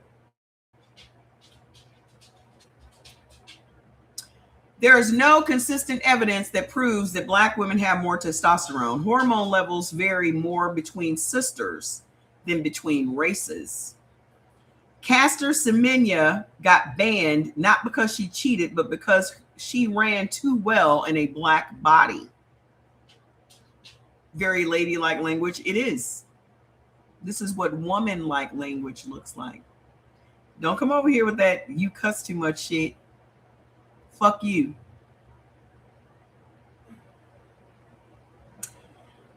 They told her, if you're that fast, you must not be a woman.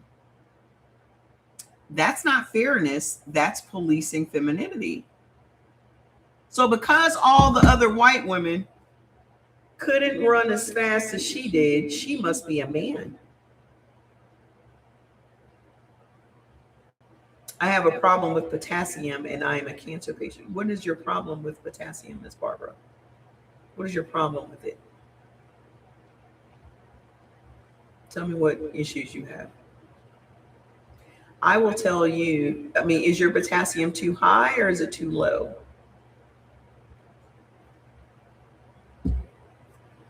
Because I'm going to tell you what happened to me after I came out of the hospital.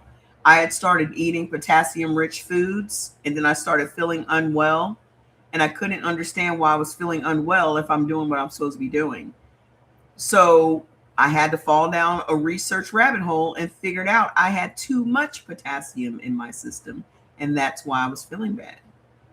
So when I cut out the potassium rich foods, my body went back to normal.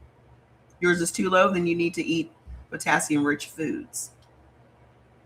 Bananas, sweet potatoes, that kind of thing. Go get your foods list. Okay. If your potassium is low, you need to target. I tell y'all this all the time. Get your foods list, but also eat for whatever ailment you have. So when you get the health guides, it will tell you specifically what you should be eating. And I also made it so on the foods list that it tells you which foods will raise your cortisol. So you can avoid that. Okay. But when you get your health guide book, it will tell you which foods to focus on depending on what ailment you are dealing with. All right. So, because the white women couldn't run as fast as the black woman, she must be a man. So rather than you focusing on the losers and saying the losers need to be better, you are going to masculinize the woman that won.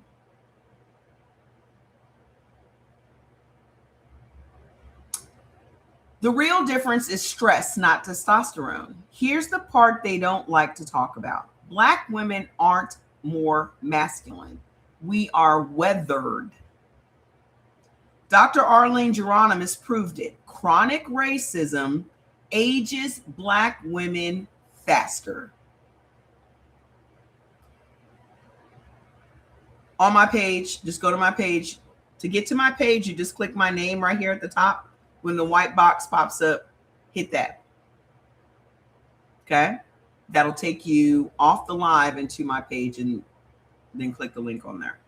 Okay?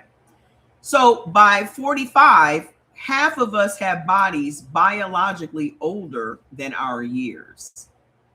So because of stress, our organs age faster on the inside. The only reason that our skin does not age faster than white women's skin is because of our melanin. Thank God for melanin. Because I know for sure I don't look 57. When I see 57-year-old white women,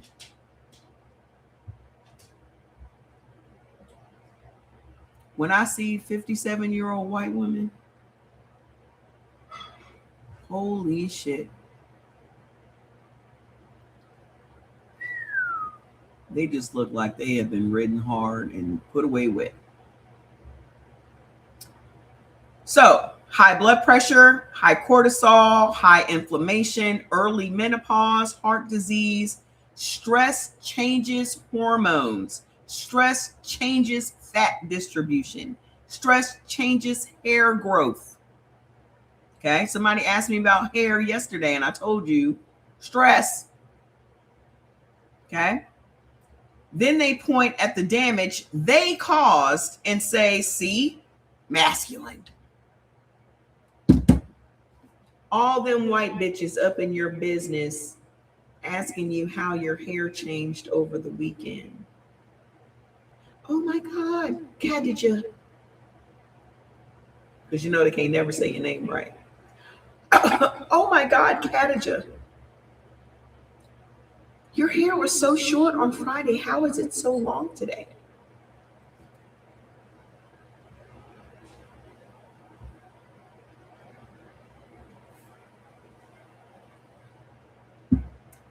Oh my God, Khadija. Because Khadija is just too hard. The disrespect is stress. That is scientifically proven that when someone butchers your name, it causes your body stress. And they always butcher black people's names, don't they? I remember when I was a recruiter, I literally was the only black person. Doesn't it stand to reason why my heart is fucked up? Because I've always been the only black person in the room. I was the only black person on the team when I worked at Microsoft. I was the only black person in all these offices that I worked at. And because I had to keep my job, I couldn't choke a bitch. Thank God my name was Tracy, but they would misspell that shit all the time. Nowhere in my name is there an E. It's 5 simple letters. How do you fuck that up?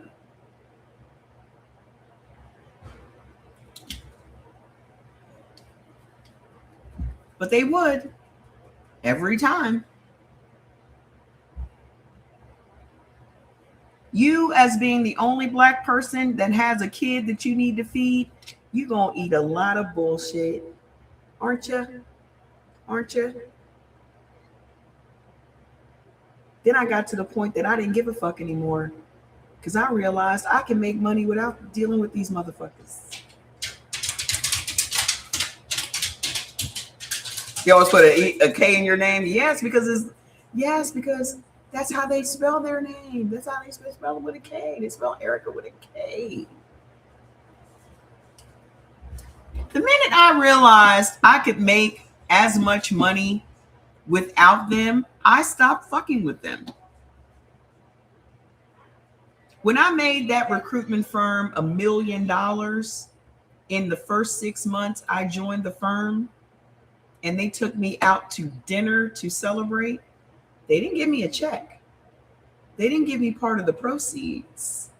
Oh my God, you made history. You brought in $1 million in accounts in your first 6 months. We're going to take you to dinner. That's like giving you a fucking pizza party. Give me the money. I don't come here to be celebrated where I got to spend more time with you motherfuckers. So the celebration is I got to spend 2 more fake ass hours with you motherfuckers. Grinning and acting like I like your fucking jokes. 2 more hours away from the kid I need to be home feeding and taking care of. That's how you thank me for bringing $1 million into your company. See, some of you Negroes think that's an honor that you're having dinner with Whitey.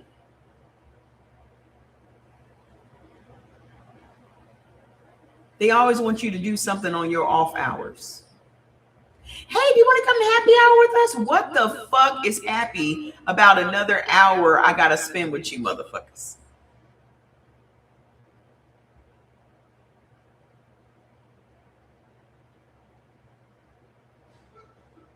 I'm trying hard to find the happy. What's the happy? Because in a minute you're gonna be making that goddamn white woman mating call. Woo! Whenever you hear a white woman start hooting and hollering, get your shit and go the fuck home. Because only trouble follows. The minute they start that hooting shit, gather your belongings and get the fuck out.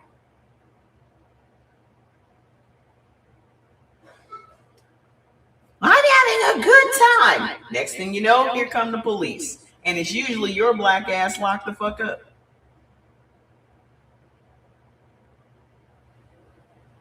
I don't party with them.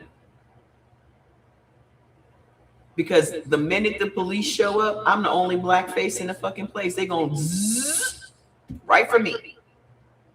I had nothing to do with it. But I'm the one in handcuffs. Because why? White women are so fragile. I'm the manly one in the group, right?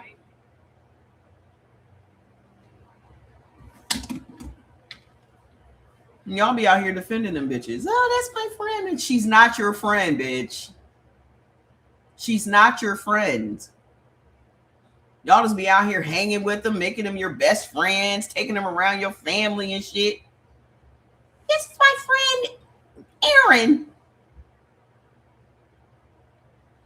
Aaron would sell your black ass up the river the first chance she gets.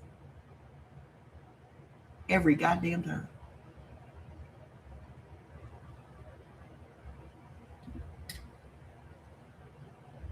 So they do all this damage to us. Our body reacts to the bullshit that they do. And then they point the finger and say, look at how masculine she is. Look at her. She's so manly. No, we're not masculine. We're tired. We are tired. We're tired of the bullshit. We're tired of the double standard. And our organs display that shit every time. So when they go and look at our organs, and our organs are literally 6 years older than what they're supposed to be for our age, it is because of stress. And a lot of our stress that smells really good. A lot of our stress comes from not cussing them the fuck out. We have literally been trained. Everybody. We have literally been chained. You said my channel has changed. That white lady earlier didn't like the fact that I've changed. She said she liked the old me that wasn't filled with hate.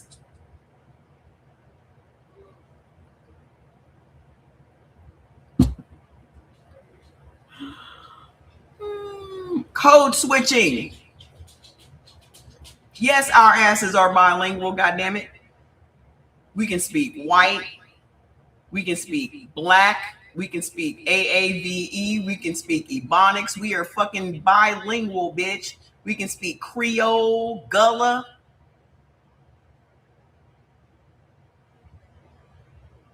We can speak all that.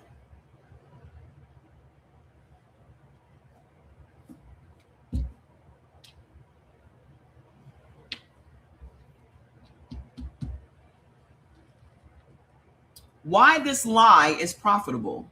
The lie of black women are masculine? Because masculinized women don't need maternity leave. They don't need protection. They don't need pain meds. They don't need equal pay. They don't need sympathy. A woman you don't see as fragile is a woman you can exploit forever. This is why black women are the cleanup ladies for everybody in this fucking country. Every time something is broken, they call black women to fix it and clean it up. Every time. And we do it. Every time they don't want to breastfeed their kids, they would stop us from breastfeeding our kids so we could breastfeed their kids.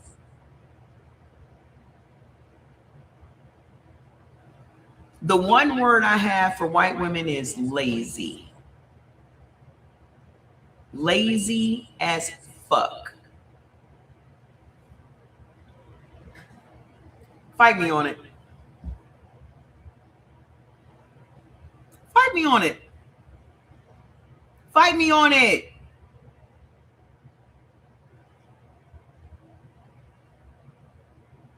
Anything they don't want to do, they get somebody else to fucking do it. Every time.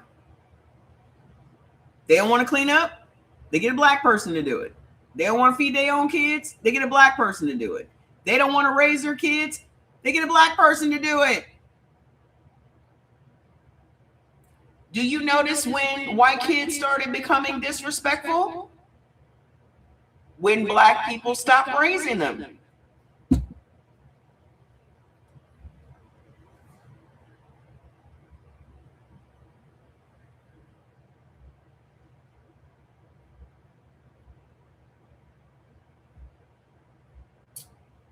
When did white kids start unaliving their parents?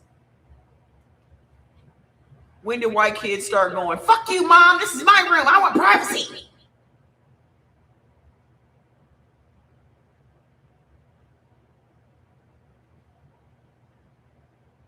They weren't disrespectful when black women were raising them. Were they? Just go rewatch The Help. They weren't disrespectful when black women, and science shows, statistics show that white women literally tell their kids. Have y'all seen those videos?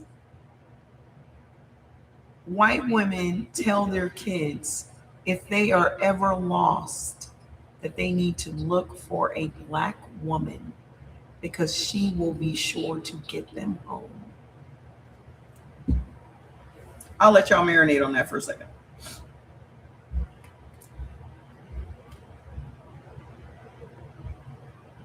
There are videos right here on TikTok.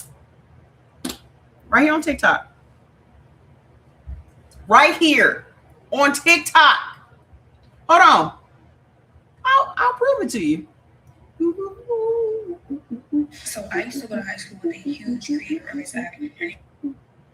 White women tell kids to find a black woman if lost. First thing comes up. I have a colleague who is a black woman, and she is a teacher. And she told me that there is this growing trend where a lot of white mothers are telling their white children that if they, as the mother, are not around and the child is in trouble, to go and find a black woman to help them. And I think this is good advice to children, actually. I think it's good advice to children of all backgrounds and races, that if they are ever in trouble, they're able to find a black woman to help them. That is the most reliant person in the crowd to be able to support them and to treat them with the care that they would need and deserve in that moment. And if you're still watching... But we can't be president.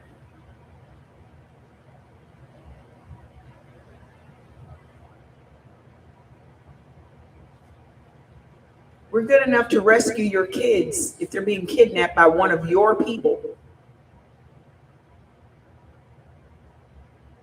Your kids are being snatched up by white men. Yet we're good enough to rescue your kids from the very men you brought into the world. That's exactly what it is. We're still mammy. We're still the help. Literally.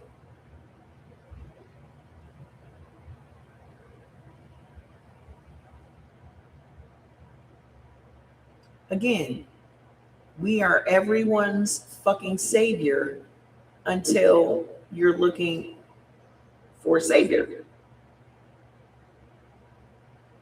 You don't want to give us the title of the savior. You just want us to do the work. We're invisible until there's some work that needs to be done. You don't see us. No one sees black women until it's time to clean something up.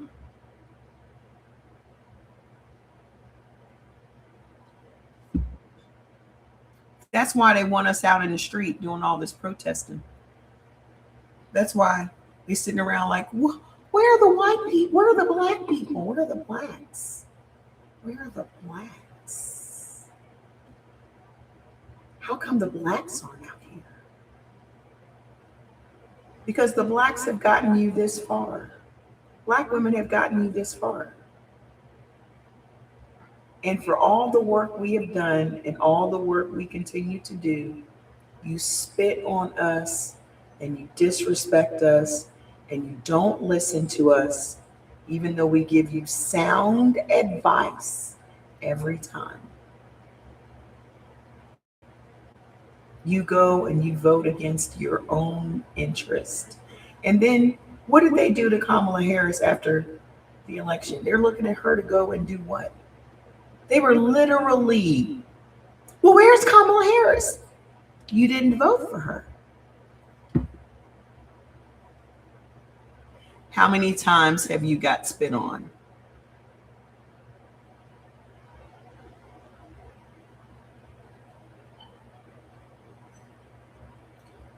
If I'm sitting here as a free Black person and not in jail, that shows that I've been spit on 0 times.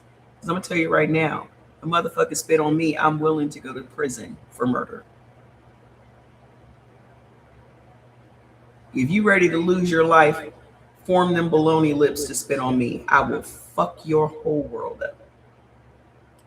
Just like that. Ain't nobody got time for you, angry white person. Ain't nobody got time for you, bot. This ain't the fucking 50s. Y'all can keep trying it, and every time y'all try it, you get your fucking block knocked off. Every time. Every motherfucking time you're confused. You think you back in James D. Crow. Jim Crow for short. I am not a regular person. You're a regular person. Nice try, though. Nice try. I will never be regular. Compared to white people, there's not one Black person that's regular. Not one. I don't give a fuck if they live on Skid Row in a goddamn tent. That Black person is more valuable than a white person any day. Any fucking day of the week. And when I say valuable, I mean that shit. Our bodies are literally money. I'm glad I amuse you. That's all you can do is laugh. You have no retorts. There's nothing you can say. My self-esteem is too high for any white motherfucker to lower it. Nothing. There's nothing. There's nothing. I'm one of them uppity niggas. You ran into the right one today. I'm one of them uppity bitches. I'm uppity as fuck.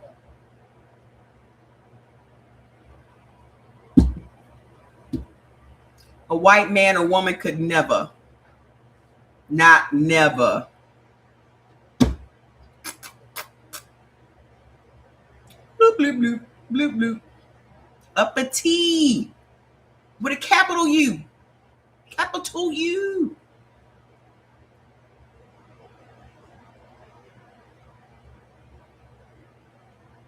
So what else you got? Nice try though. So hold on. So now that you know that little white kid's gonna be out here checking for you, I'm not uppity about anything. So that's your problem. You deal with that shit. I don't give a fuck.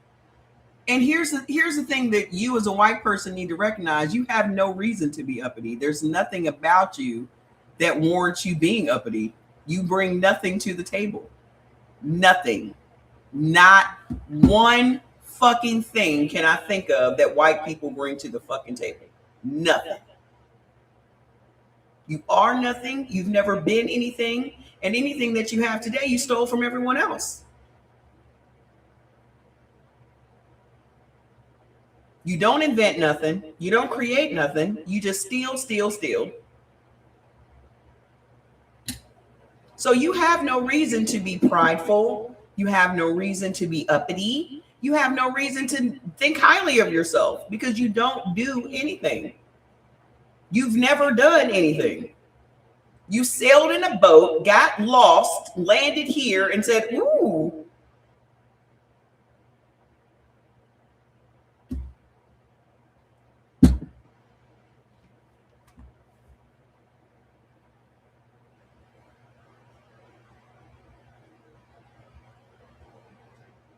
So again, the claim that Black women are masculine is not an observation. It is a weapon. It started in slave ledgers. It moved to operating tables. It lives in hospitals. It hides in stereotypes. Mammy.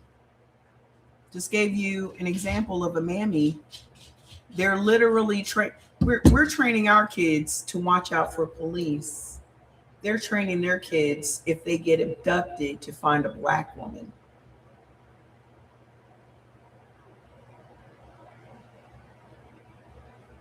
We have the talk with our kids to try to get our kids home and be polite to police and all this other shit.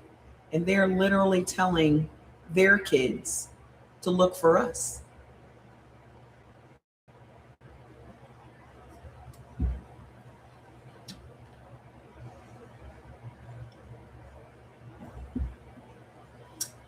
So the four categories that they put us in is either Mammy, Jezebel, Sapphire, and the strong black woman. Every version is the same thing. She is not a woman worth protecting. But here's the truth. Black women are not biologically different. We are biologically exhausted from surviving a system that stole our labor, our children, our bodies, and our softness, then blamed us for the scars. Explain one thing to me. Why do You're too emotional. You can't even type right. You're too emotional. Why are you so emotional? You can't even type it right. And secondly, I don't owe you explanations for nothing. See, other black people will fall for that. Explain to me. Y'all know everything you need to know about us. You don't need to know shit else. Not one black person needs to explain anything to anybody, especially when it comes to getting to know us. You know all you need to know. The main thing you need to know is to leave us the fuck alone. That's what the fuck you need to know. I don't explain nothing to white people because ain't shit white people don't already know about us. Well, I don't understand. Then you bitch, you won't. If you don't, you won't. Because you ain't learning shit from me. You can be mad about it if you want to. I don't give a fuck. You can't force me to teach you nothing. Your dumb ass can learn a lot if you just come here and shut the fuck up. But no, your little Twitter fingers won't let you do that, will it? Your little Twitter fingers just, I gotta say something because you gotta be centered. It doesn't matter if I'm cussing you out or not. You still just want to be the center of my fucking attention. That just goes to show me how low your self-esteem is. It don't matter what y'all say. You want to be in the center, seen. You need to be seen all the fucking time. So even if you're getting cussed out, you still want to be in the center of my attention. Why do you need my attention so bad? Ask yourselves this question. Why the fuck do they need our attention so bad when they can't stand us?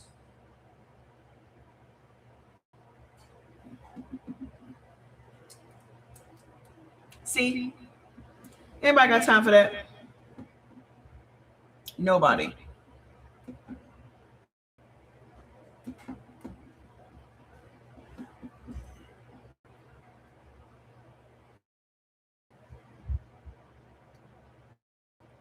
If they don't like us so much, why do they need to be centered by us so bad?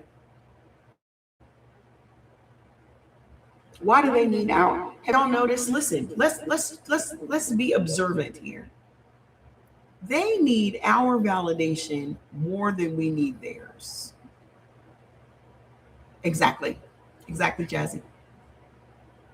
Every time they go out here and they try to exhibit their little rhythm, every time they go out here and they make these little videos with the little dances and trying to wear what we wear and do what we do, and they need our validation.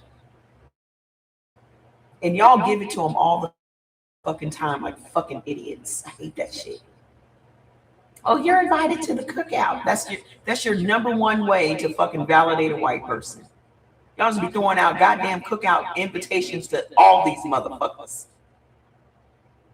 So when I asked what the fuck got her an invite to the cookout, I said this shit on Facebook. They were like, oh, she invited to the cookout. It was a fat white woman cooking some goddamn pork chops, drinking liquor.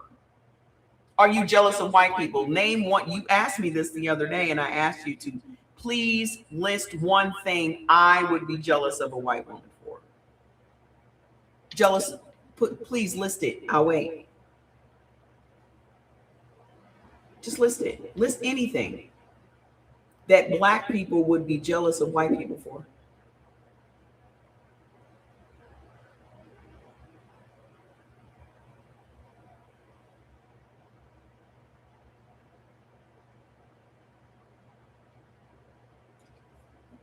Other than dropping to their knees and sucking an unwashed dick. That's the only thing they got us beat on. Because everything you see, them motherfuckers will drop to their knees. They don't give a fuck if that shit is cleaned, if it has been showered today. They don't give a fuck. They just gonna.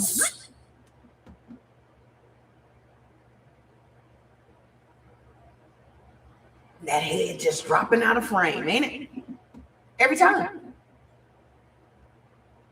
And I throw up in my mouth a little bit every single time I see it. Like, you don't know when that man has washed his ass and you were just dropping to your fucking knees, just putting that nasty toilet dick in your mouth. The same dick that goes in the toilet when they shit. You are just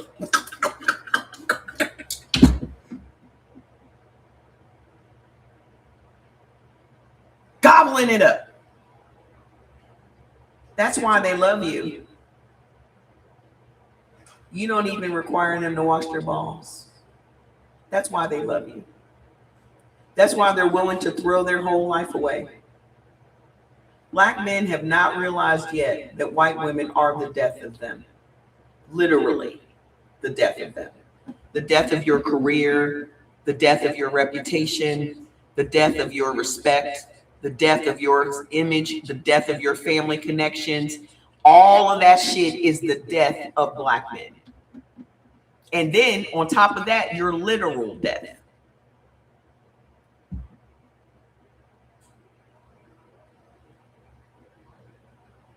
That's what they are.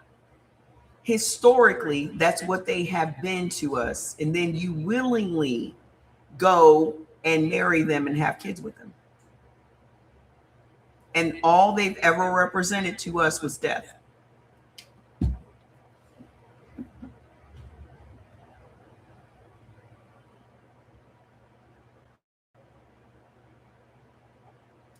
I have an ex-boyfriend.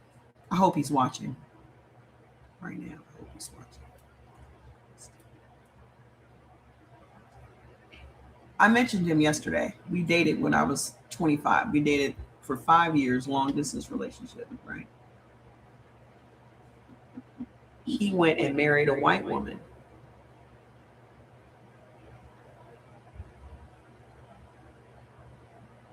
Didn't last though. Then he wanted to circle back to me.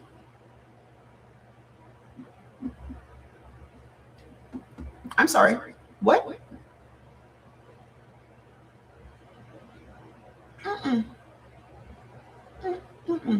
Hit me up while they were going through bad times. Well, I'm going to get divorced. Do you honestly think that I'm willing to be a mistress to a white woman? Yeah, he was all up in the music industry and all that. He had won a Grammy for, his songwriting and all that. Living out in Huntington Beach, California, and all that other shit. Do you honestly think I'm going to play side chick to a white woman? Then he got divorced, and then he tried to circle back again. I can't do it. I won't do it. He tried for years, too. I won't. You fucked that up, buddy. You fucked that all the way up.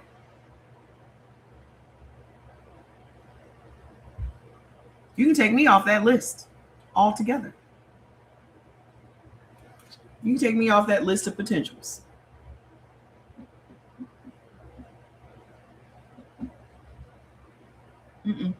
Once you go over there, don't come back over here. Once you go over there, don't come back over here. You come back over here with cooties and all kinds of shit. Don't come back over here. Mm-mm. So here's the truth. Black women are not biologically different. We are biologically exhausted from surviving a system that stole our labor, our children, our bodies, and our softness, then blamed us for the scars. The whip never disappeared. It just learned how to write prescriptions. This is why Black women are sicker than all the other groups of people in the country. Because no matter what, we're always the ones called to the rescue. We're always, just like that motherfucker went and married that white woman. Now I'm the follow-up. You think I'm gonna be okay playing second fiddle to that shit? Are you kidding?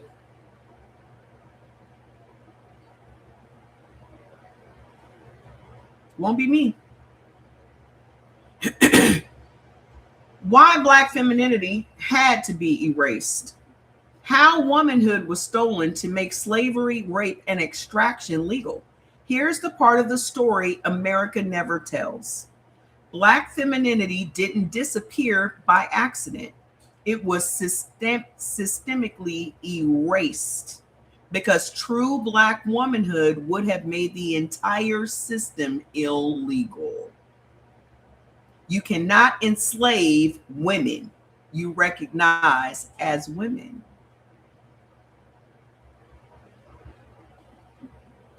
You cannot rape women you recognize as women, because that would be illegal.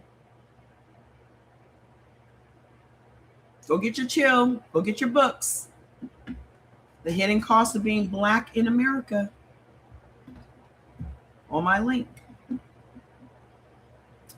You cannot sell children from mothers you recognize as mothers. That would be illegal. So as long as we're not classified, I love Dr. Cress Welsing, my idol. As long as we're not labeled women, they can get away with the shit they got away with. You cannot brutalize bodies you recognize as fragile, worthy, and protected. That's the position that white women play. So we have to be the opposite, remember? Love her. Love for decades. She was really fire in the 80s. Really fire. So before they built plantations, they destroyed Black femininity. Femininity is protection, and they couldn't afford to give it to us. In European law and culture, femininity came with rights, protection from sexual violence, legal recognition of motherhood, limits of physical punishment, social reverence, and moral innocence. Femininity meant she is delicate, she must be protected, her body is sacred, her pain matters. None of that refers to Black women. None of it. Now imagine trying to run slavery under those rules. You couldn't. You couldn't. So the first thing colonial law did was remove Black women from the category of woman.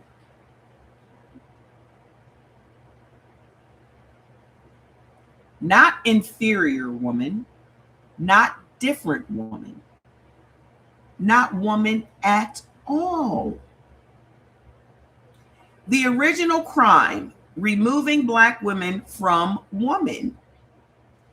In early slave codes, Black women were not legally defined as women. I want y'all to take this shit in. We were not legally defined as women.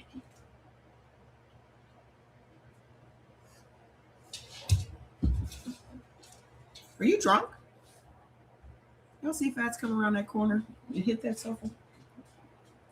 Oh, he must have just ate. He does that after he gets full. He gets full and sleepy. Starts bumping into shit. Hold on.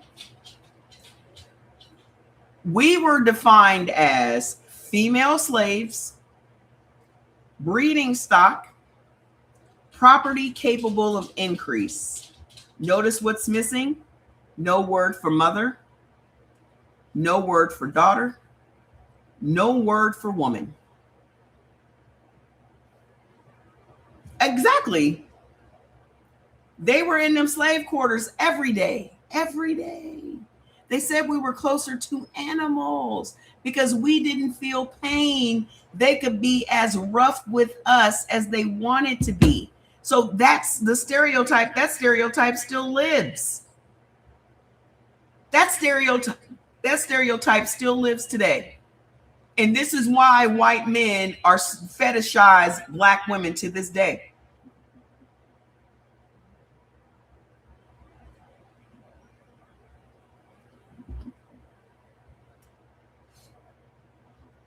The reason that white men fetishize black women to this day is rough sex.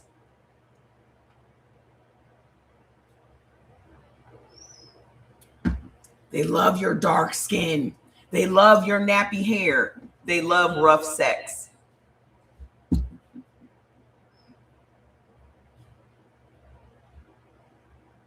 That's why.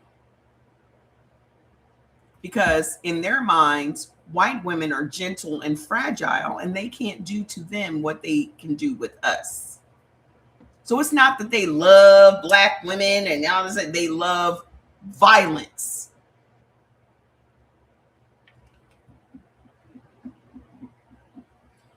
Because once you admit she is a woman, rape becomes rape. Forced pregnancy becomes assault.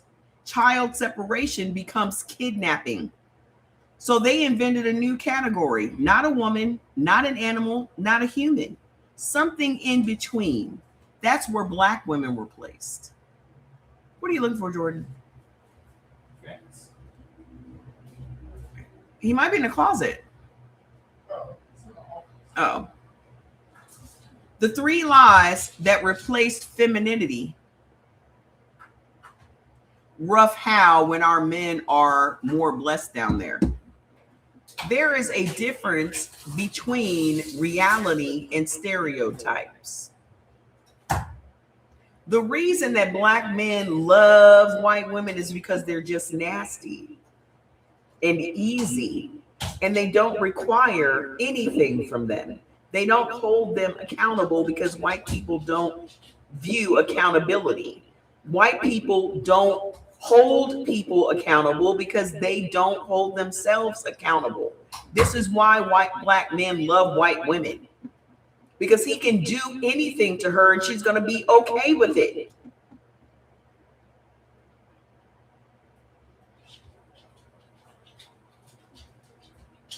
Period. Yet we were called the wenches. How you going to label us when you were raping us? You were forcing us to have sex with you. Then you're going to put the labels on us? Like it was, excuse me, Miss Sally, I need your mans tonight. They love to fantasize that black women want them.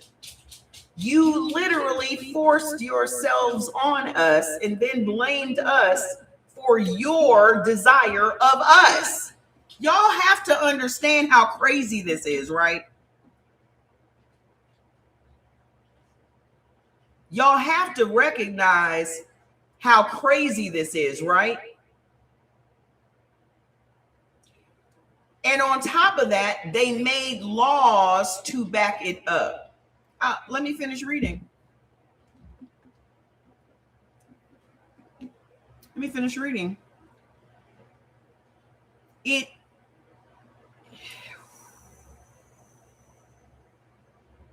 Once black femininity was erased, 3 replacement identities were installed. This is historic. This is not my opinion. This is literally on the books, folks. It's on the fucking books. Not stereotypes, legal tools. Number one, the Jezebel, the lie that made rape legal. This is how no white man was held accountable for raping us. Not one in history. Not one in history. Jezebel said black women were hypersexual, insatiable, seductive, and always consenting. Always consenting. You're a slave. Your life depends on doing what these people tell you to do. And you, in your mind, call it consenting.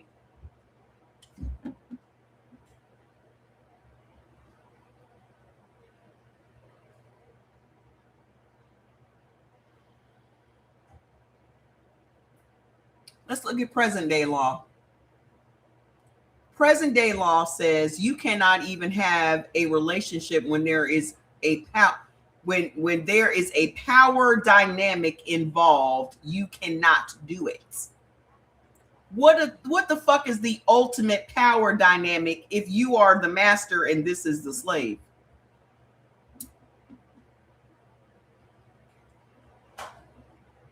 This is why we have these laws to protect kids, because they cannot consent. This is why we have these laws that protect drunk women, because they cannot consent. But they made laws that said we are always consenting and then applied it to slaves.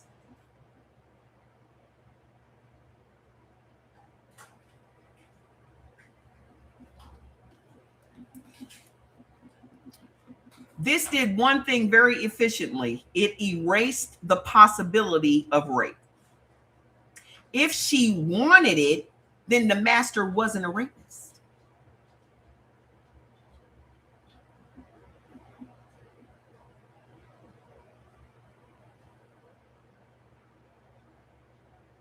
It just came out that this ICE guy was doing that to a woman in custody in exchange for her seeing her kid. I just saw that today. He had been doing it to her for months in the facility in exchange for seeing her daughter. If she wanted it, then the master wasn't a rapist. If she was naturally sexual, then assault became biology. This lie protected white men from prosecution and allowed daily sexual violence, forced breeding, selling of mixed race children, all without consequence. And you want me to be nice to you for what? When that trauma is still living in my body today, I owe you nothing.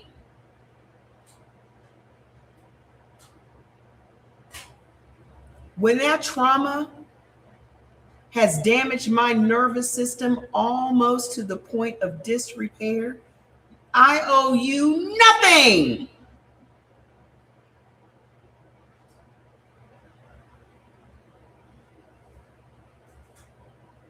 And y'all got the nerve to sit back and talk about us. You better be glad that brainwashing that y'all did on us for centuries caused us to not want revenge on you. The only reason we don't seek revenge on you is because of that Christianity you pushed off on us. That's the only reason. And that's why y'all are panicking, because that Christianity shit is falling to the wayside now. That's why you're panicking. Hi. It's your first time here? Welcome. I will offend you. I promise. Hold on now. The mammy. The lie that made exploitation moral. The mammy erased sexuality entirely. This is the category that we fall into, where the white women are telling their kids to look for us if they get lost. Because we're the mammy. She was asexual, nurturing, loyal, happy to serve. And There are Negro bitches on TikTok right now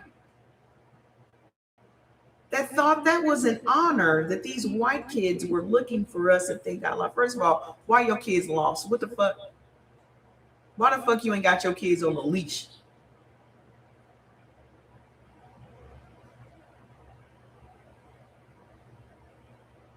And secondly, they thought that shit would be an honor, that some little white kid was tugging on my coat. Excuse me, can you help me find my money? You get your ass away from here. You better not run up on me. You better find another black woman. I'm not playing.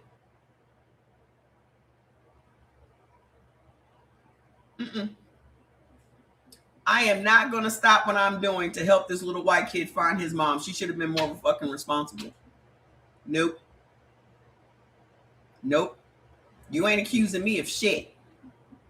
Oh, this black lady stole me and it. Here I am trying to return you to your mama. You done called the goddamn police. You think I'm the kidnapper? Absolutely fucking not, bitch. I am not. I don't want to be involved. That is none of my business.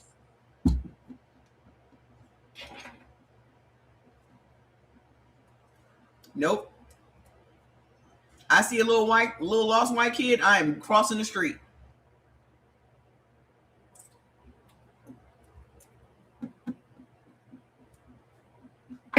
It's a trap. It's a motherfucking trap. Y'all be falling for the traps all the time.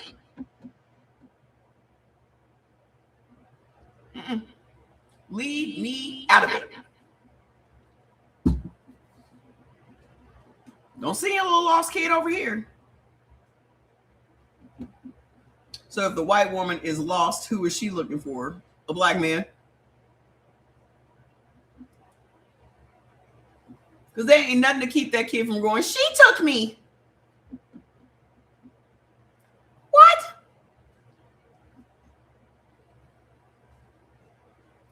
There is nothing to keep that little kid from saying you took him. Nothing.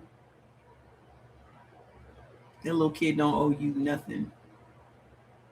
He done skipped away from his mama, and to keep him from getting himself in trouble, he's gonna blame it on us. Just like white women done slept with black men for centuries, and the minute they get busted, they say she raped him. They say he raped her. How is that any different? This little kid know he wasn't supposed to wander out of his front yard. He done wandered out of the goddamn front yard and then look for me to get back home because he done got fucking lost. And when the mother is like, oh, Billy, what happened? This black lady took me. Hello, police?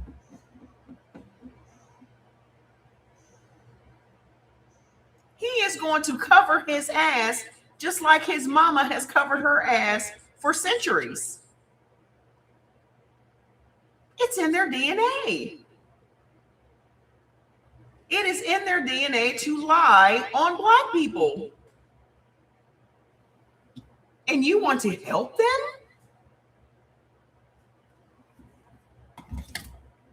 Fuck Dr. Umar. Fuck him too. Fucking scamming ass. I cannot stand Dr. Umar. Him, the other one, Nasheed, whatever. I've known all these motherfuckers since the 80s. They ain't no different from fucking Al Sharpton and Jesse fucking Jackson. They ain't no different than, I cannot stand no Cornel West, no Tavis Smiley, none of them. Because the minute some money is involved, they're going to be tap dancing for Whitey. Dun, dun, dun, dun, dun, dun, dun. Dun, dun, dun, dun, dun, dun. No, thank you. No, thank you.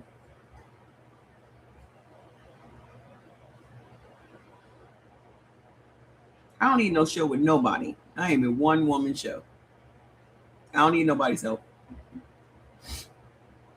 So hold on. This mammy out here saving white children all over the world. This lie justified taking black women away from their own children, forcing them to raise white children, working them to death. And that's what they will do to us today. They are literally putting the responsibility of finding their lost children on us. Y'all missed that part, huh? They have tasked us with another thing to do. Without our consent, they have tasked us with bringing their little lost lamb back home. Did anybody ask us if we wanted to bring their little white kids home? Did anybody ask black women our consent? Did we sign on for that? Did we agree? Did we touch and agree that if we see little white kids wandering around in the wilderness, that we gonna stop whatever the fuck we doing to help them? Did we agree? Did anybody ask us for permission? Y'all done put another motherfucking task on our plate without fucking consent. And y'all thought we were going to be honored by that? But you tried to make that shit sound so convincing, like, oh my God, it's such an honor that a little lost white kid looks for a black woman. Haven't little lost white kids been looking for black women's help for centuries? Why? Because their mamas are lazy as fuck. Their mamas are too lazy to keep up with their own fucking kids because they're drunk as fuck in the middle of the afternoon, drinking that goddamn wine and taking them goddamn opioids from their doctors. Now it's my responsibility to bring your kid home?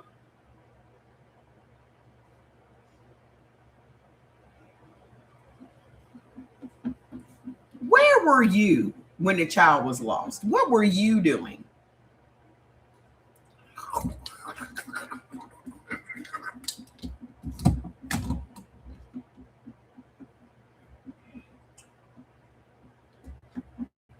Mammy said she doesn't need romance. She doesn't need protection. She doesn't need softness. She only needs to work.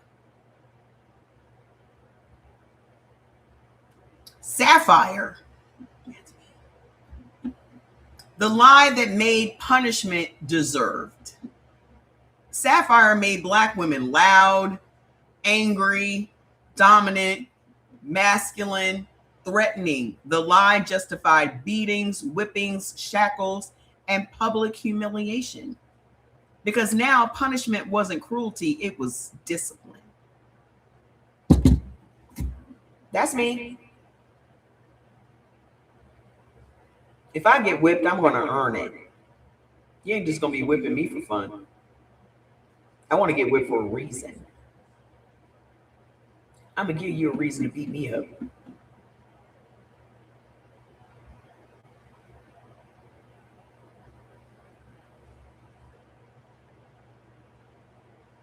They're so loud. They're so aggressive. You would be loud and aggressive too if every single thing in your life had to be defended. You said, what did you walk in on? Some very important business, Miss Sheba. I've always loved the name Sheba. I don't know why. I always have. Just sounds so regal. Couldn't imagine you being Sheba as a child, though. There are just some names. Aren't there just some names that you should just be born an adult? Sheba's one of those names that you should be born as an adult. I couldn't imagine a 6-year-old being called Sheba. I just can't. Like Linda, my aunt Linda. I can't imagine her being 5 and being called Linda. Gladys. All of these names are in my family. We had a Gladys, we got a Linda, Bertha, Pauline. All of them is in my family. See you next time. I have an Aunt Linda to this day. To this day. So funny. I love that name Sheba though. I always have. It just sounds regal. What's your name? Sheba. Oh, what? Oh my God. Ah!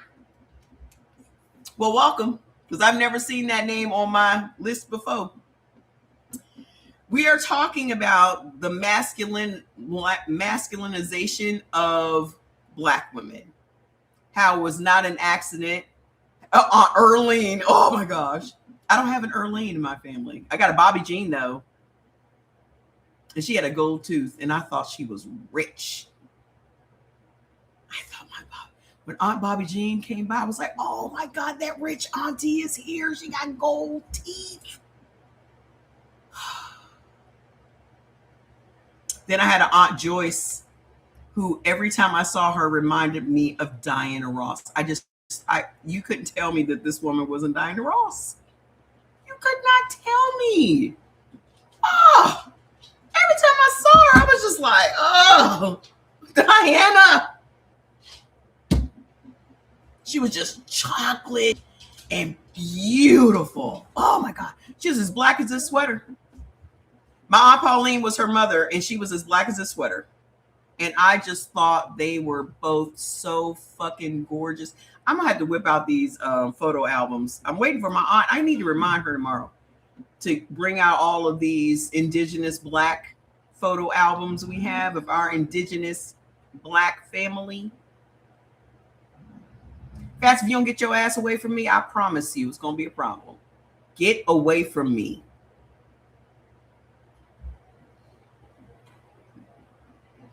If you're going to be there, be quiet.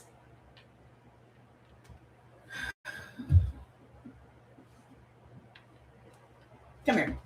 Why you? I know it's late. Come here. You need to go outside? No. Did you get a snack? No. Did you eat? Yep, because you just licked your face. Then why don't you go take a nap? You're just being ornery because you're sleepy. You want to go take a nap?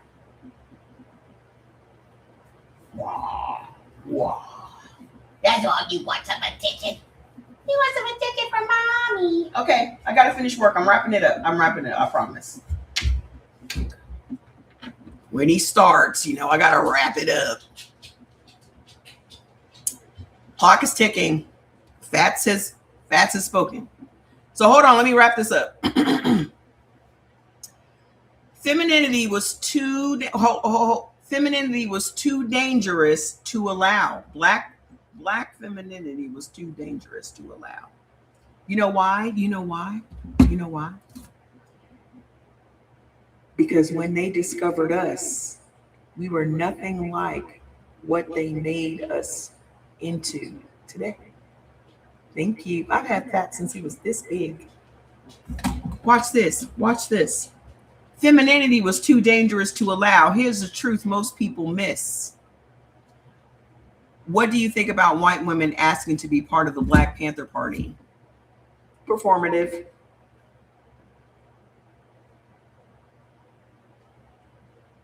They just want that BBC. They just want to be a part of the BBC club.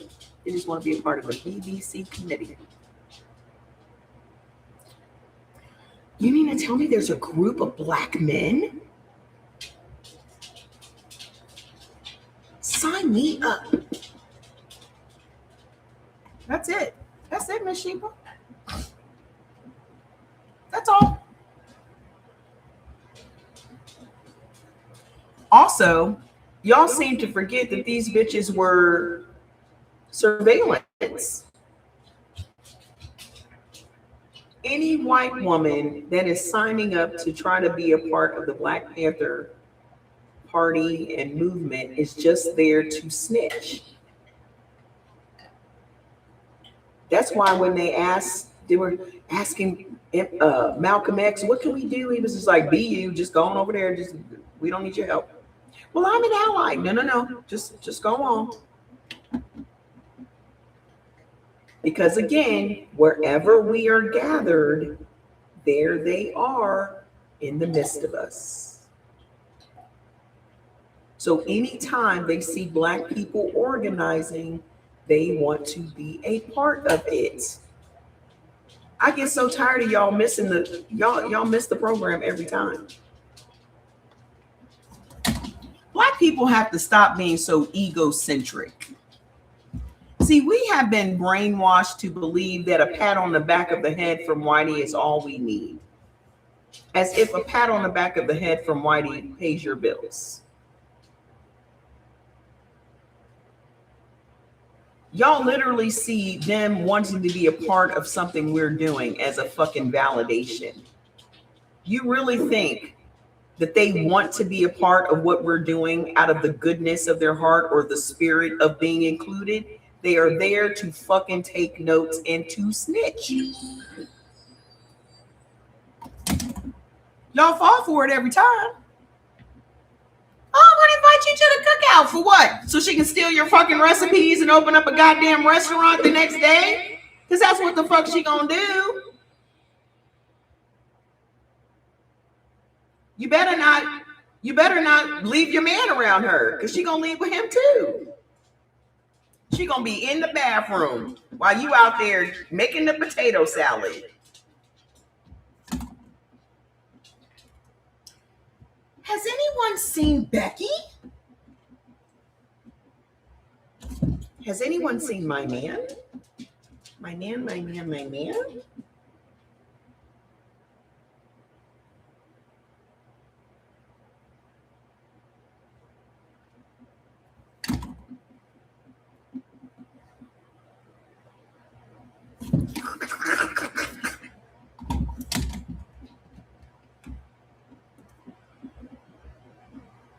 Black femininity was not a race because it was inferior. It was a race because it was too powerful.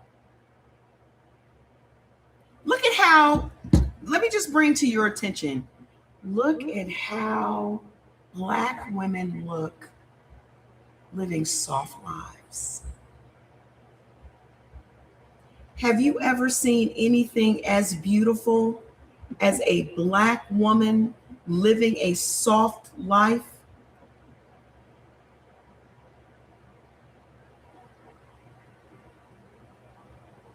Why y'all think they hate Meghan Markle so much?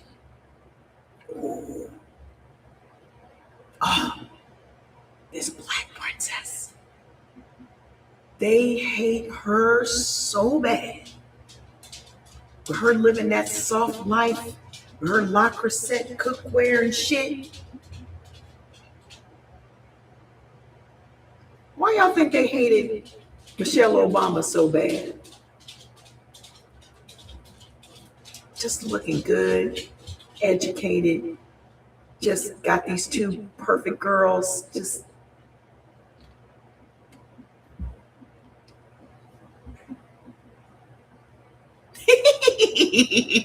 she said they marry and date Black men and then go to a Black woman therapist when they have problems. Yeah, because they don't understand him.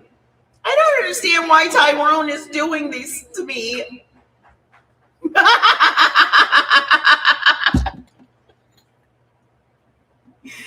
I don't understand why Tyrone cheats on me with my friend Sarah.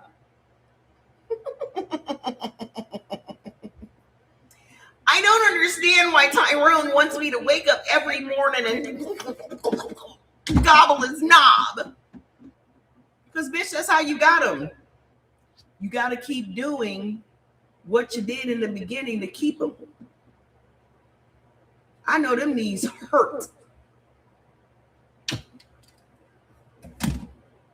I know them knees is creaking.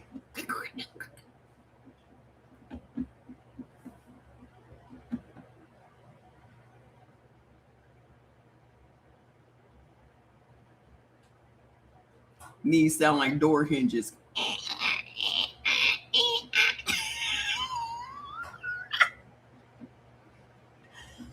Why are men adopting their perverted ways? Because Black men want to be white men. That's why. It's a very simple answer. That's why. If a white woman needs a knee replacement, that's why. Black men want to be white men very badly because they want the power that white men have. They want the lack of accountability. They want the lack of anything that these white men ain't held accountable for nothing. Not raising their kids, not beating their wives, not cheating on them. And them motherfuckers are the original deadbeat dad. Who is the original deadbeat dad? Hello? You done made all these mixed race babies with all of these different enslaved black women. You ain't paying no child support for them. As a matter of fact, you sell them if they get a little unruly. They are the original deadbeat dad. And to this day, they are still deadbeat dads. What y'all don't understand is there's all this propaganda that makes it seem like black men are not in their children's lives, contrary to the statistics. The statistics show that black men are in their children's lives way more than any other group of fathers. But let them tell it. Black men aren't taking care of their kids. Yes, the fuck they are. It's you that's not taking care of your kids. And as a matter of fact, it's you creeping in their rooms after midnight. That's a whole other topic. I have a whole chapter on that too. I just didn't put it in the book. But we'll talk about it tomorrow if you want to.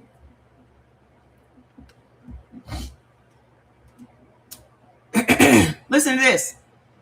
African societies before colonization honored black women, and in the indigenous world and communities and nations, women are revered.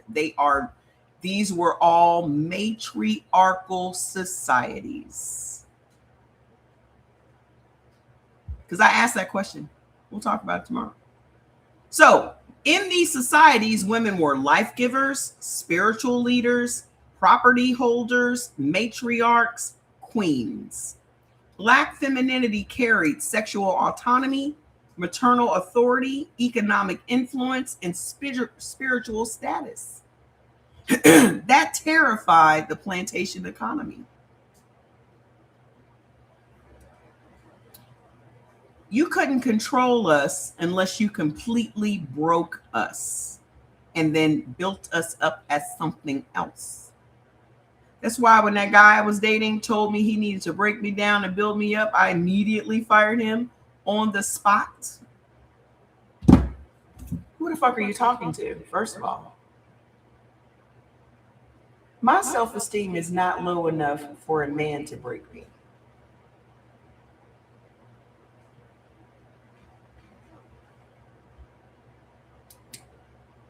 Fired. Never to be seen or heard from again.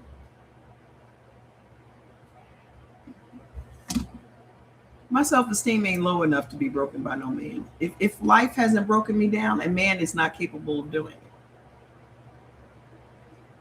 And that's what I told him. So you better go find you one of them low self-esteem having ass bitches you used to dating. Because that is not me. You're going to learn today. Because a woman who owns herself cannot be bred. A mother with authority cannot have her children sold. A feminine body with protection cannot be beaten daily. So femininity had to go. This is why nobody feels sorry for black women. This is why even our own black men parrot that bullshit. Independent black women and da-da-da-da-da-da. Because you as a black man don't even know your own fucking history. You don't even know that we ran this shit before the colonizers came. So all the rhetoric that you're talking is colonizer talk. All this rhetoric that y'all sit around on these goddamn podcasts and y'all talk about women like a bunch of women. Like y'all sit around like a bunch of fucking hags. Just black women, black women, black women, black women. Ain't neither one of y'all strong enough to handle a black woman. Not one of you. Because it takes strength of character to deal with us. We gonna hold your ass accountable. We gonna make your ass great. We're going to take your mediocre ass and turn you into fucking greatness. And then when you get on, you get with a white woman and fall right back down the ladder. Every time. Every fucking time. It's always a black woman building a black man up, whether that's his mama, his sister, his auntie, his girlfriend. And then you get on with a white woman and you crash and burn every fucking time. You can't think that you can just be putting your PP in something that is so DNA deranged and you're gonna come out of it unfathomed. Hell, every black man that dated a Kardashian. Let's just look at that. There hasn't been one black man that survived them. Not one. Think about it. They all once upon a time had black men so they could get put on, so that they could become culture vultures and make a bunch of money off of appropriating black women. They all had black men. Y'all forget about Lamar Odom with Chloe. Y'all forget about Travis Scott. They had them babies with Kylie. All y'all ever think about is Kanye. All of them, but the oldest daughter had black men and had black children with them. Y'all forget about Tristan with Chloe. Chloe had 2 fucked up black men. Kim had 4 fucked up black men. Where's Ray J today? How come Ray J isn't a billionaire, but Kim Kardashian is? When their careers started at the same place, a fucked up, boring ass sex tape. Where's Ray J? He just got out of jail. Kim Kardashian was married to a black man in her early 20s, got divorced. Then she was with Reggie Bush for some years. Then she got with that Chris Humphries guy. She was with him for like 92 days. And then she was married to Kanye and had 4 kids to get the check. She never not going to get paid from Kanye. Never. She still has the rings. She still has the rings from all of them. Her rings are worth $10 million. Just the rings from them.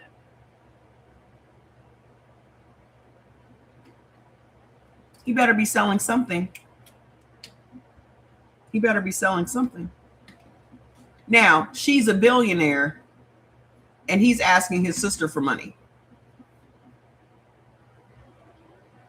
Where's Lamar Odom? Where is Tristan? I sound jealous of what? What is there to be jealous of? I don't have 4 or 5. I'm not a baby mama. Y'all never remember that all of those girls are baby mamas.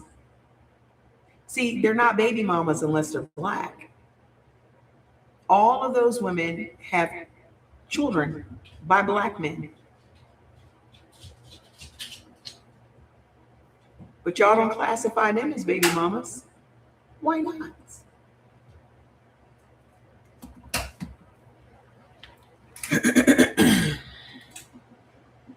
I sound jealous.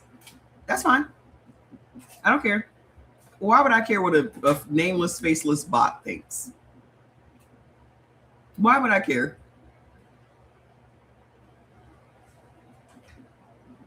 That's exactly what they did. They created a new account. Y'all literally make new accounts to come and try to harass me. But the thing is, it doesn't bother me.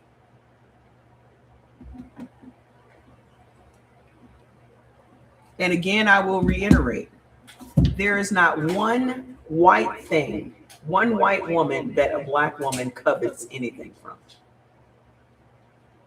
There's not one black woman walking on the face of this earth that would ever trade places with a white woman. Not one of any age. There's not one black woman walking on the face of this earth that says, once I die and I'm reincarnated, I want to come back as a white woman. It never has happened and it never will. There's not one thing that a white woman has to offer that a black woman should be envious or jealous of, ever. Nothing.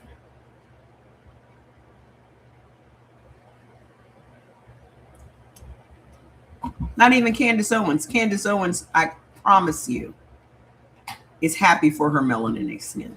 I guarantee you she is happy for her melanated skin.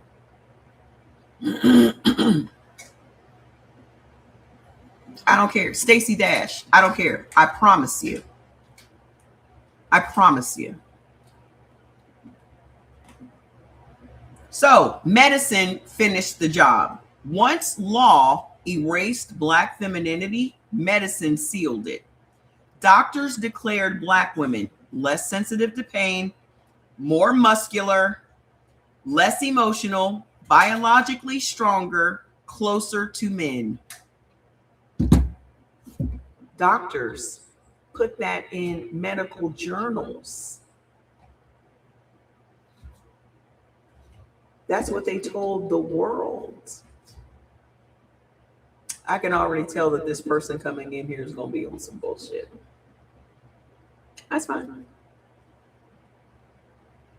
I can cuss out white people in my sleep.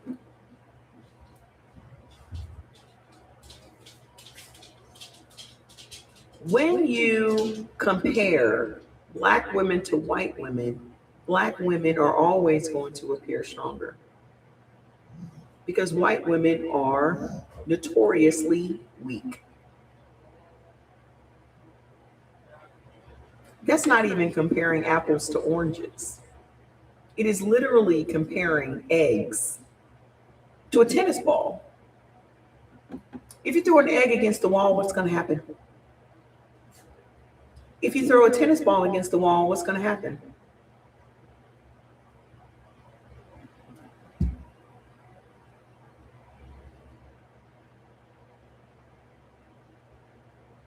They're both round. But which one is going to shatter into a million pieces and which one is going to bounce back? That was off the dome. Bars! Motherfucking bars, bitch. Clock it. Clock it. Off the dome.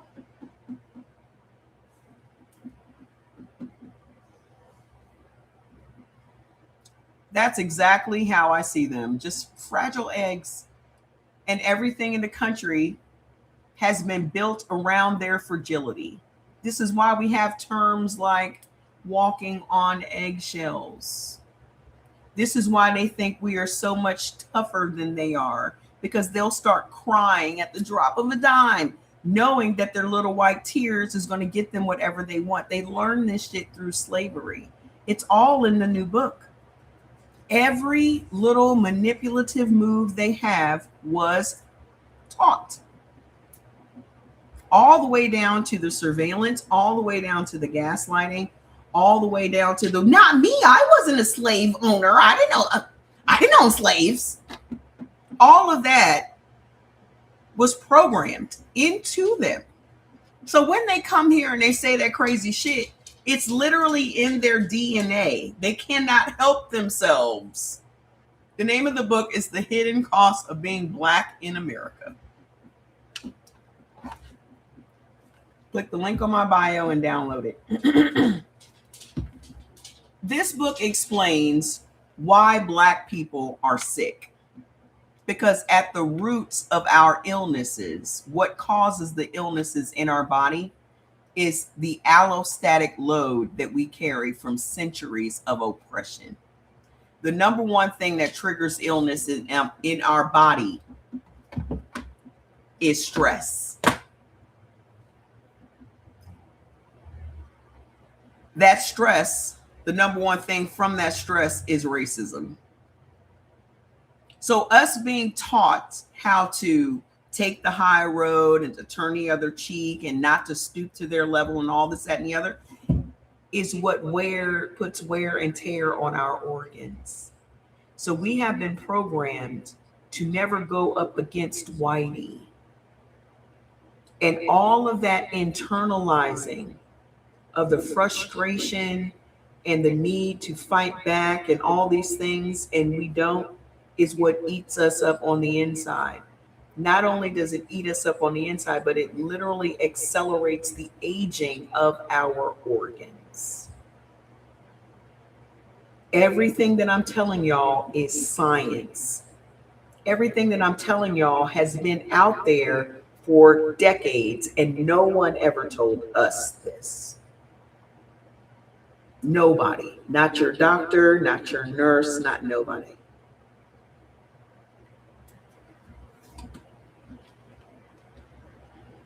So I wrote a book about it. You know the only reason I know about it? You know the only reason I know about it? Because I was diagnosed with congestive heart failure in September. And I'm like, how the fuck I get congestive heart failure? I eat for my blood type. I do what I'm supposed to do. I'm 56. I'm not on no prescription drugs. I'm not doing nothing wrong. How the fuck I end up with congestive heart failure? You know when I found out why I had congestive heart failure? In the hospital with my laptop on my chat GPT. GPT. I always get the letters backwards. Thank you. I'll be 57 next month.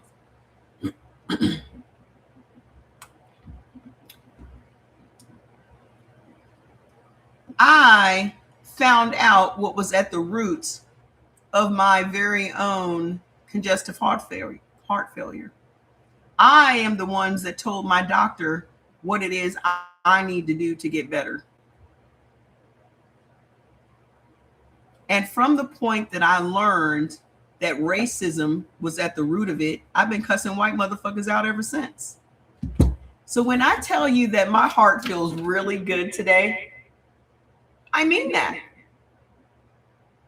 I feel as healthy as a horse. Because all of that time, I have been taking white people's feelings into consideration. I cared more about sparing their feelings than I did about my own fucking feelings. And once I learned that, and that was what was hurting me, I've been on TikTok cussing them the fuck out every day.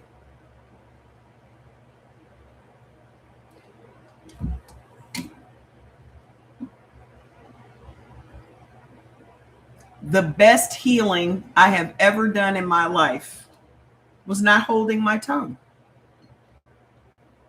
It's the greatest therapy ever. Y'all out here paying motherfuckers to listen to your problems and laying on leather couches and shit when all you had to do was cuss your neighbor out. All you had to do was cuss your neighbor out. Your neighbor has been getting on your fucking nerves for years. And you have just been giving her a pass. She's just been making all these little shady remarks, these little microaggressions and shit. And you just been out here, oh, just take the high road. And you've been talking to your friends and your family about it. And this bitch. But the only person that you didn't talk to about it was that bitch. And all of that energy and all of that frustration is tightening your arteries, putting more pressure on your heart, giving you heart attacks. I was having heart attacks with an S. Was having them and didn't know it. So every single time you don't cuss a motherfucker out, you having a little mini heart attack. Remember that. I don't care if it's out in public. I don't give a fuck if it's at your church, at your job. It don't matter. Cuss them the fuck out. Do not turn no cheeks. Ass cheeks, face cheeks, beef cheeks. I don't give a fuck. We are no longer turning cheeks around here.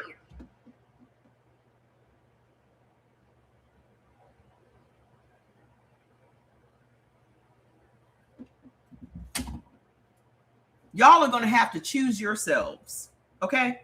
Y'all going to have to choose yourselves. And that is something that is so hard for Black people to do because of all the programming that they have put into us. We have literally been programmed to sacrifice ourselves for their well-being. We have literally been programmed to spare white feelings, to tiptoe around white fragility. And we live our lives doing it. And this is why we age faster on the inside than they do. Pray for them. I'll be damned if I'm going to waste some prayer on some white people. I'm not wasting no goddamn prayer on no white motherfucker ever. Because they all going to hell with in gasoline draws. I'm not wasting my prayer time on them. I wish the fuck I would.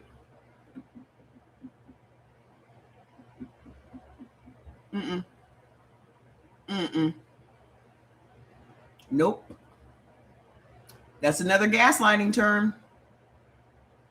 Somebody be like, well, I'm going to pray for you. Bitch, you're not going to pray for me. As a matter of fact, don't have my name up in your mouth at all. Don't mention my name and God in the same fucking sentence. Because how the fuck are we praying to the same God when we were in chains for 400 fucking years? How are we praying to the same God? How did they remove hundreds of pages from the Bible and then taught us from that? That's in the book too. The new book is called Both Sides of the Whip: How Oppression Rewired Us All. So it shows the effects of oppression on Black people and white people because they were not spared either. Oppression broke our bodies, but oppression and upholding the hierarchy of oppression broke their minds. That's why they're crazy. So when I'm telling you this stuff, you can literally see how crazy these motherfuckers are. They are sociopaths and psychopaths. If you can sleep at night after doing all these dastardly deeds all day, you're a motherfucking psychopath. Digital. So just click on my page. It's right there. You go out here and do all this ice shit all day. You go home and sleep like a baby. You're a fucking psychopath. And any Black person that does what they're doing is also a psychopath. Because Black people are not built like that. We are not built like that. We are naturally not like them. So when you see Black people doing what they do, they are broken. And there is nothing they can do to come back from that. It's a wrap. Just accept that they are broken, they are gone, and there is nothing they can do to come back. Because y'all love letting these motherfuckers come home. I do. You leave home one time, you're not coming back. Don't bring your ass back over here. Y'all be forgiving them and let it. Black entertainers be playing the shit out of us all the time. But the minute some shit look at Jonathan Majors. Look at Jonathan Majors. You think I would have been Megan Good? Fuck that nigga.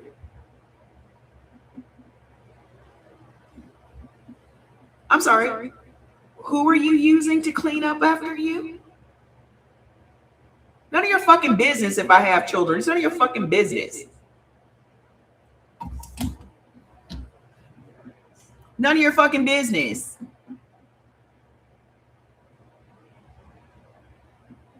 Do you have children? Do you talk like that to your children? Shut up. Go drink some wine. Go to bed. Take an opioid. Good night.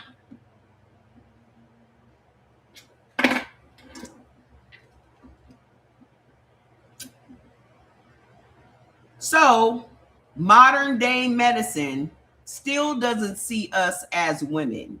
That's why today Black women receive less pain medication. Black women die 3 to 4 times more in childbirth. Black women are dismissed as strong. Black women are told to tough it out. Because that cardiologist I had when I was in the hospital told me I was being extra. Hey girl, hey, I ain't seen you in a minute. Told me I was being extra.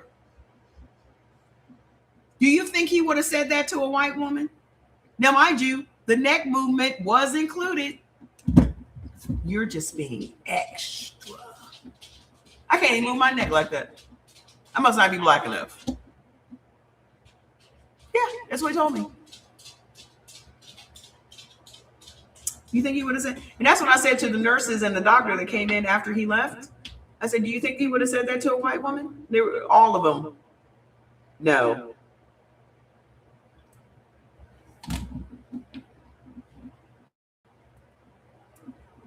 For the rest of the day, they were coming in, taking my statement, taking notes, writing it down. He said, what now?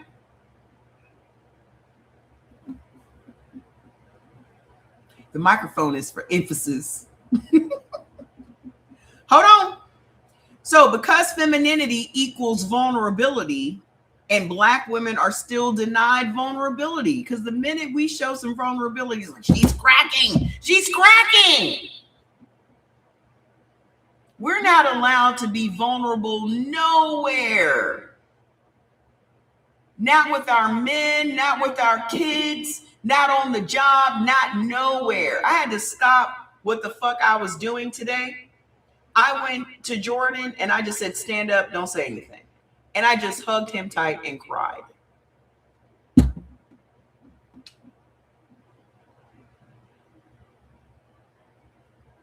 Not the soft cry.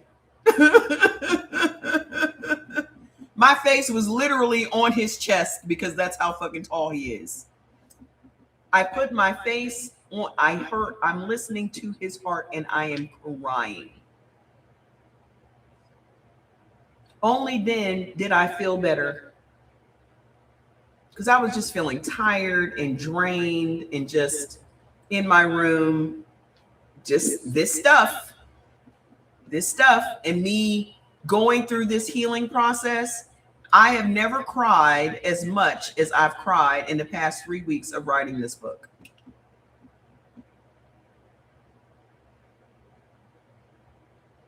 And I went in there and I cried. And after that, I got myself together to go live. This is when you read these books and you start crying, you are crying for what our ancestors had experienced. And you are crying for the fact that every single thing that they experienced, you still have in your body. And the only way to release that is to acknowledge it and to cry about it and get it out of your system. Do not be afraid to be vulnerable, because we were never allowed to be vulnerable. We've always had to be strong for everybody and everybody else. And that has put us in the position that we are in today. Little white kids looking for us. They lost us, cleaning up the country, us saving the country from itself and all of that shit. And then you wonder why we're sicker than everyone else. Because we are carrying the load of everybody. Not just the ancestors. We're carrying everybody's bullshit. Everybody that wants to dump their shit on us, they just do it. And we let them.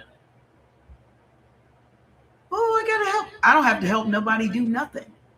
I want every black woman here to enter your fucking villain era.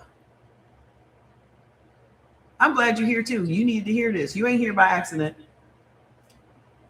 I want every black woman under the sound of my voice right now to enter into your villain era. Because the only thing that's going to save you is to do that. That's it. That's it.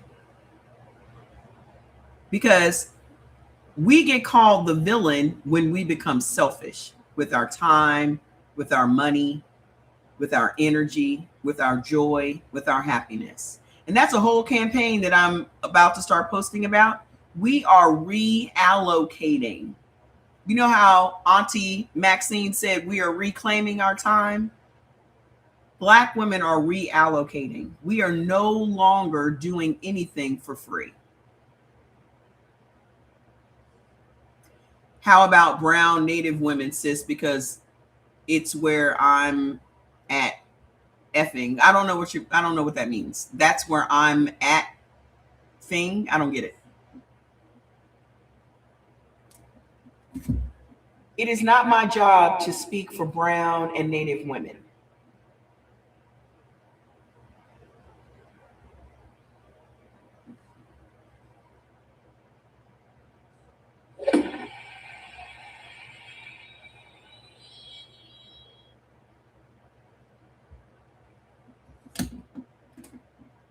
Villain. That's how it's done.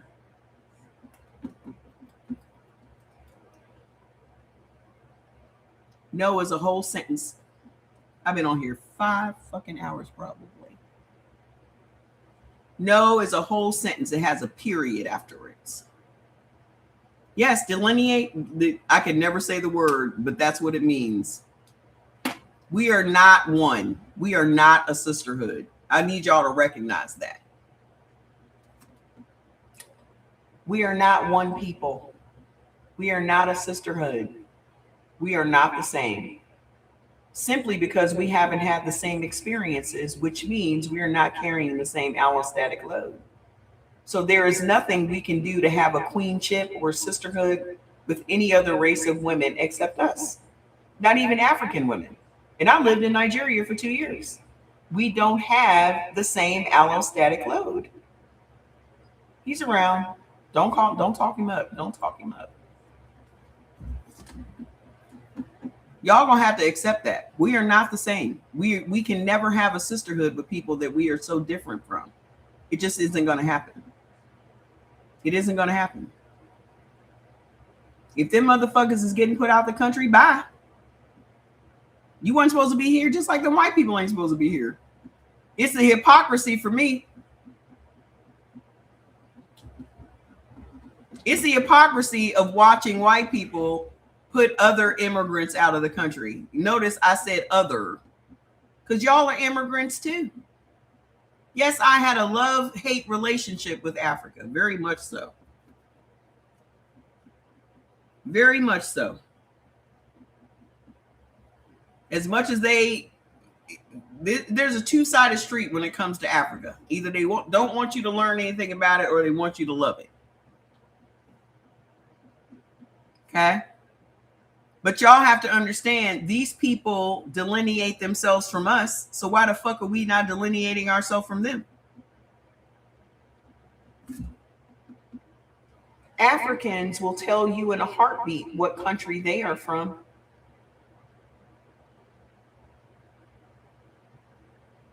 Won't they?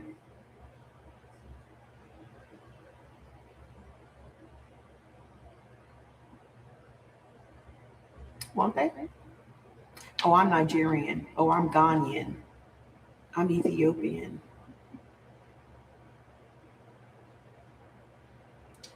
But we always, we one family. We're not. Our DNA is as different from their DNA as it is from white people's. I'll say it again. Our DNA is literally closer to the DNA of white people because we have had the same experience in this country. I know you hate to think that. Our DNA is closer because us and racist white people have had the same experience, just on the opposite side. Africans have never had the experience of being enslaved. So they have no idea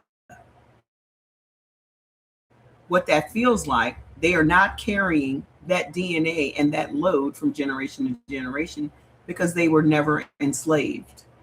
So in common with Africans, other than skin tone. That's it. That's what y'all need to accept. Apparently, Joy Reid knows what it's like to be a Black American woman. No, she doesn't. She knows what it means to be a Caribbean. Where is she from? I thought she was from the Caribbean. Or is she from Congo? She is an African American. See, again, with the African American, they're trying to lump us all into one category again. This is why we experience this erasure that we experience. Joy Reid knows that she is an immigrant. I've been following Joy Reid for a long time. Joy Reid speaks from an immigrant perspective. She does not, I have never heard her speak against reparations ever. So stop. She speaks from an immigrant. I haven't. I pointed out to me. Okay. And why would she be against reparations? Why? Let me tell y'all something about reparations, because I'll be posting about this too. And there's a big chapter about this in the book, the new book coming, right? America doesn't have a problem paying reparations. They paid reparations to people dozens of times. The reason they don't pay reparations to Black people is because they would have to admit the lies. Yes, her parents are from Congo. Because she wouldn't receive any like Myron. That's okay. Lacey, stop it. Let me let you go. All Black folks ain't kinfolk, okay? Let me let you go.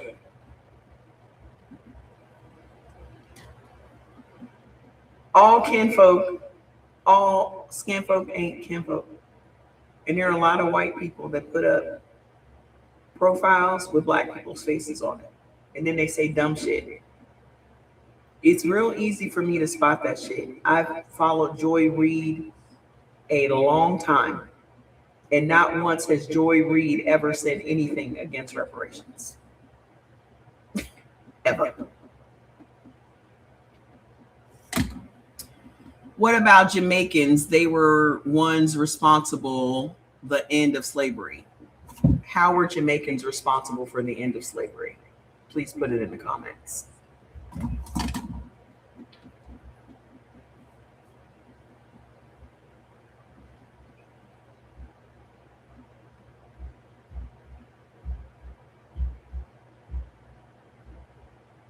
Put in the comments.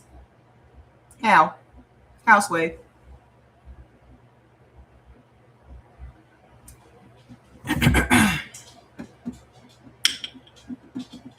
History class has now begun. The only reason slavery ended in America is because it became cost ineffective for them to try to keep us as slaves. For 300 plus years, we were fighting wars against them. We don't have anything to do with the Caribbean, ma'am. Jamaicans don't have anything to do with the slavery that happened in America, other than to take in exported indigenous Black people into Jamaica. A lot of the Black people that were settled into Jamaica and the Caribbean and Brazil and South America were stolen from America. They were not Africans. They were Afro-Indigenous of this land we are sitting our Black asses in right now. What they never talk about is the exportation of Indigenous Black people. And guess who helped with that? The Native Americans. The Native Americans helped the colonizers round up Black people that owned land here, that had businesses here. They were already here for thousands of years. They helped the colonizers export us out of America and then absorbed our land. Why do you think that they were spared? Why do you think that they were given their own nations and their own sovereignty? They didn't give them that shit out of the goodness of their hearts. They gave it to them because that was the agreement. We're going to clear this land and then we'll split it up.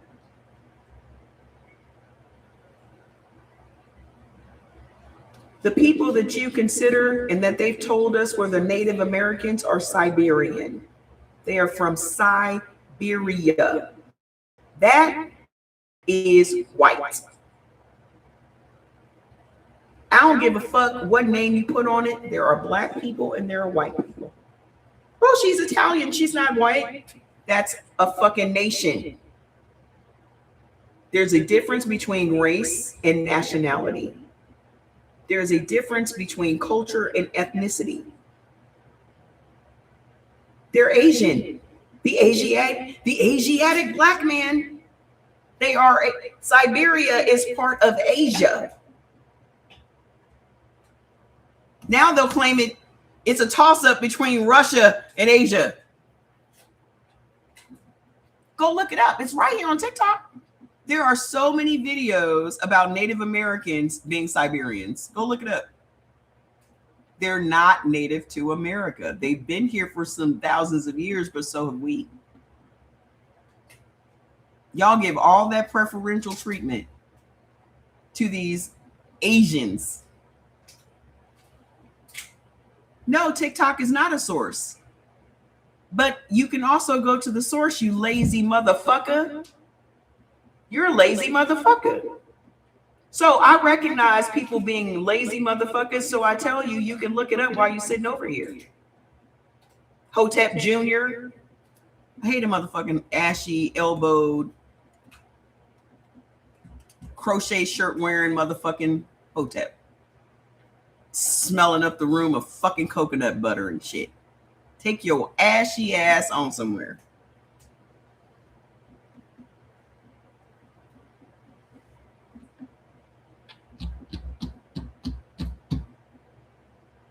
I need to go. I've been on here for 5 hours. Oh, you good BLK, huh? Nobody gives a fuck what a Hotep thinks. A Hotep bot at that. I bet you got 5 followers. Hold on. Oh, do you consider yourself to be a Moor or just a moron? Don't nobody give a fuck what a black man thinks about nothing. Nobody gives a fuck what a conscious black man thinks. Because y'all don't even vote.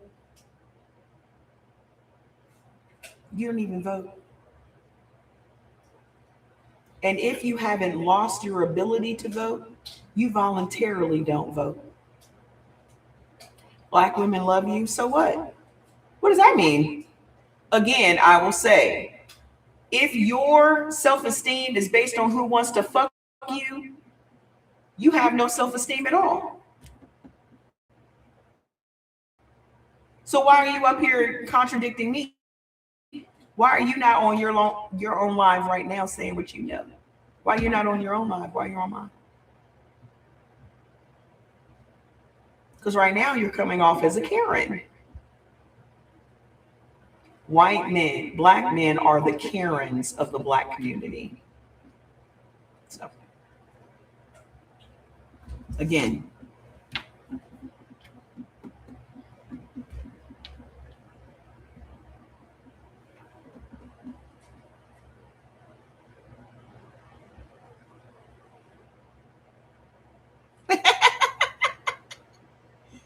you always be telling a mofo it's time to get off the bus. Listen, we have just as many black people in our community that uphold white supremacy, and y'all don't even know it. Here we go with the same gaslighting. Black men will gaslight black women every single fucking time. What black man hurt you? We're not all the same. You're being very typical right now, sir. You should just shut the fuck up.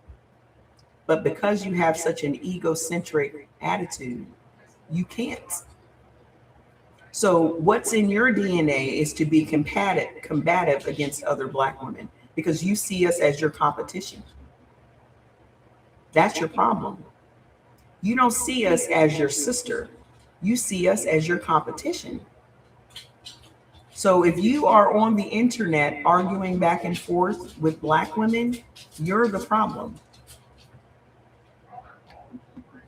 And you probably have mommy issues and baby mama issues and all that stuff. So why are you trying to take it out on me? I'm not your baby mama.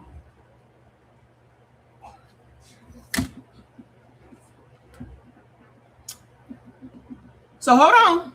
Beauty standards. When the white femininity became the only femininity. Once black femininity was erased, white femininity became the standard of womanhood. Moron, we don't have anything else to talk about. So you can keep commenting all you want. But I have to reclaim my time. I'm reallocating my energy because you're not worth it. So, soft skin, thin lips, straight hair, small nose, quiet voice, fragile body, everything black women naturally had was declared unfeminine, masculine, excessive, animalistic. Remember, we had to be the opposite of them. So now curves become vulgar, strength becomes masculine, dark skin became ugly, full lips became primitive, and femininity was redefined to exclude us. Now they out here getting their lips plumped up and all kinds of shit. Right? Exactly. They out here getting tan and getting their lips done. Like Kylie Jenner is completely unrecognizable. Getting BBLs and all kinds of shit. Y'all want to be black women so bad. Y'all want to be black women so bad, but you're not strong enough to be black women. Remember, egg versus tennis ball. Y'all want to be black women without the load. Y'all want to be black women without the trauma. Y'all want to be black women without the bullshit we have to deal with every day. So you replicate everything you possibly can about who we are without having the responsibility or the accountability.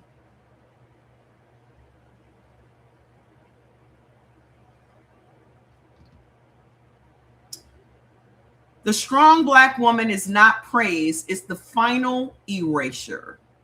Here's the modern version of the same lie. They call it a compliment. Strong black woman. What it really says is you don't need protection. You don't need care. You don't need softness. You don't need rest. This is why dumbass black men challenge us every fucking day. Because they know we don't have no protection. Right? The people that were supposed to protect us are our biggest ops.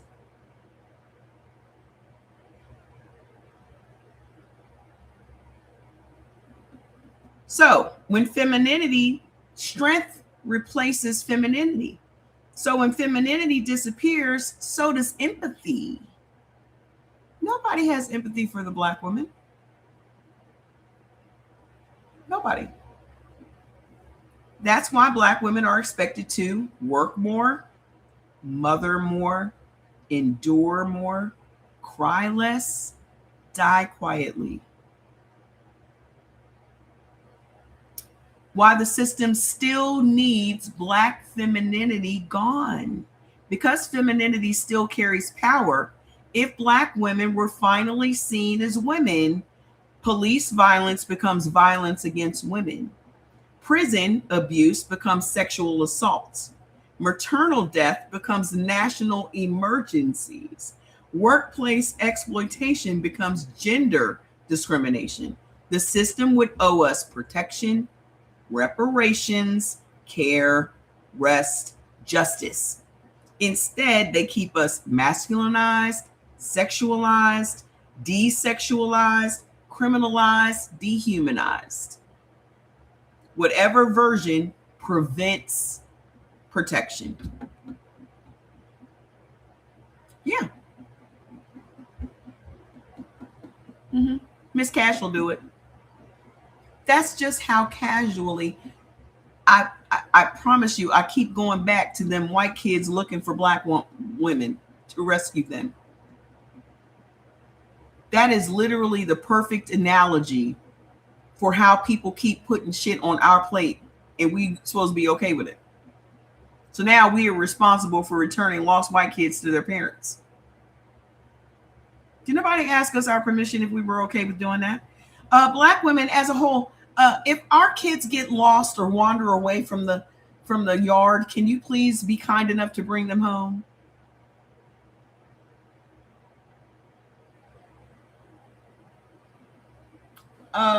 We're busy doing other stuff, like watching our own fucking kids, making sure they don't leave the front yard. The fuck? This just is not 1950. The bottom line, they erase femininity to make cruelty legal. Black femininity have been erased because feminine bodies deserve protection. Feminine pain demands response. Feminine motherhood commands reverence. Feminine sexuality requires consent. And slavery required the opposite. So they told the world we were not women. And 400 years later, they still treat us like we're not. So the body as a battlefield is not a temple. The first lesson wasn't symbolic, it was physical. Your body is not yours. That's a whole nother chapter we'll start on tomorrow.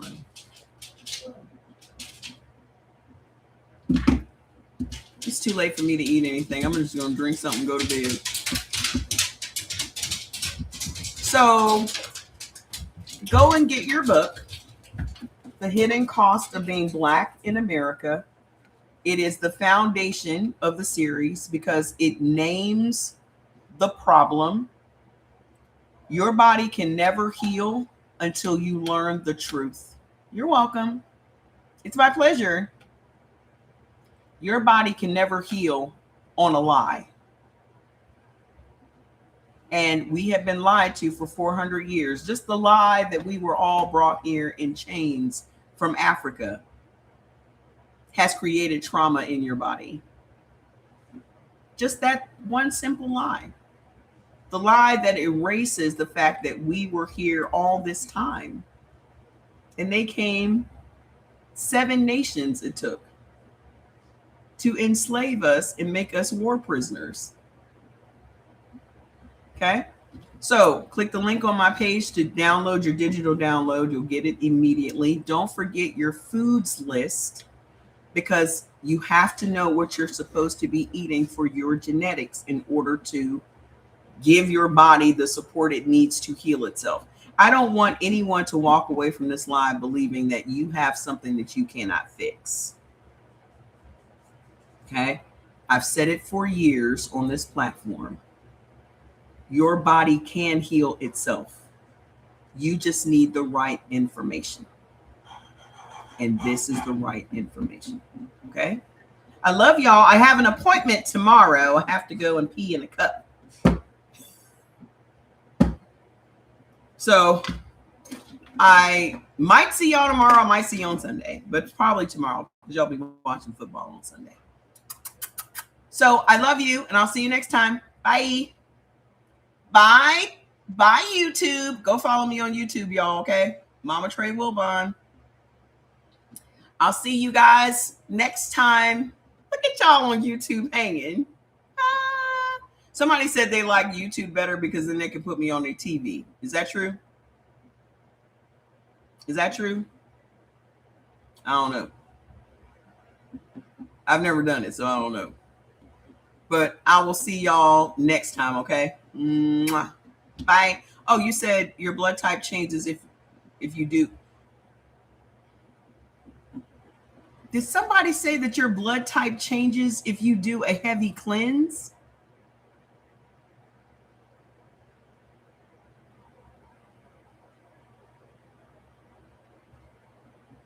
There is nothing on this planet that will change your blood type. I don't know who said it, but let me just clear that up. There is nothing on this planet that changes your blood type. Okay? I'll see y'all next time. Bye.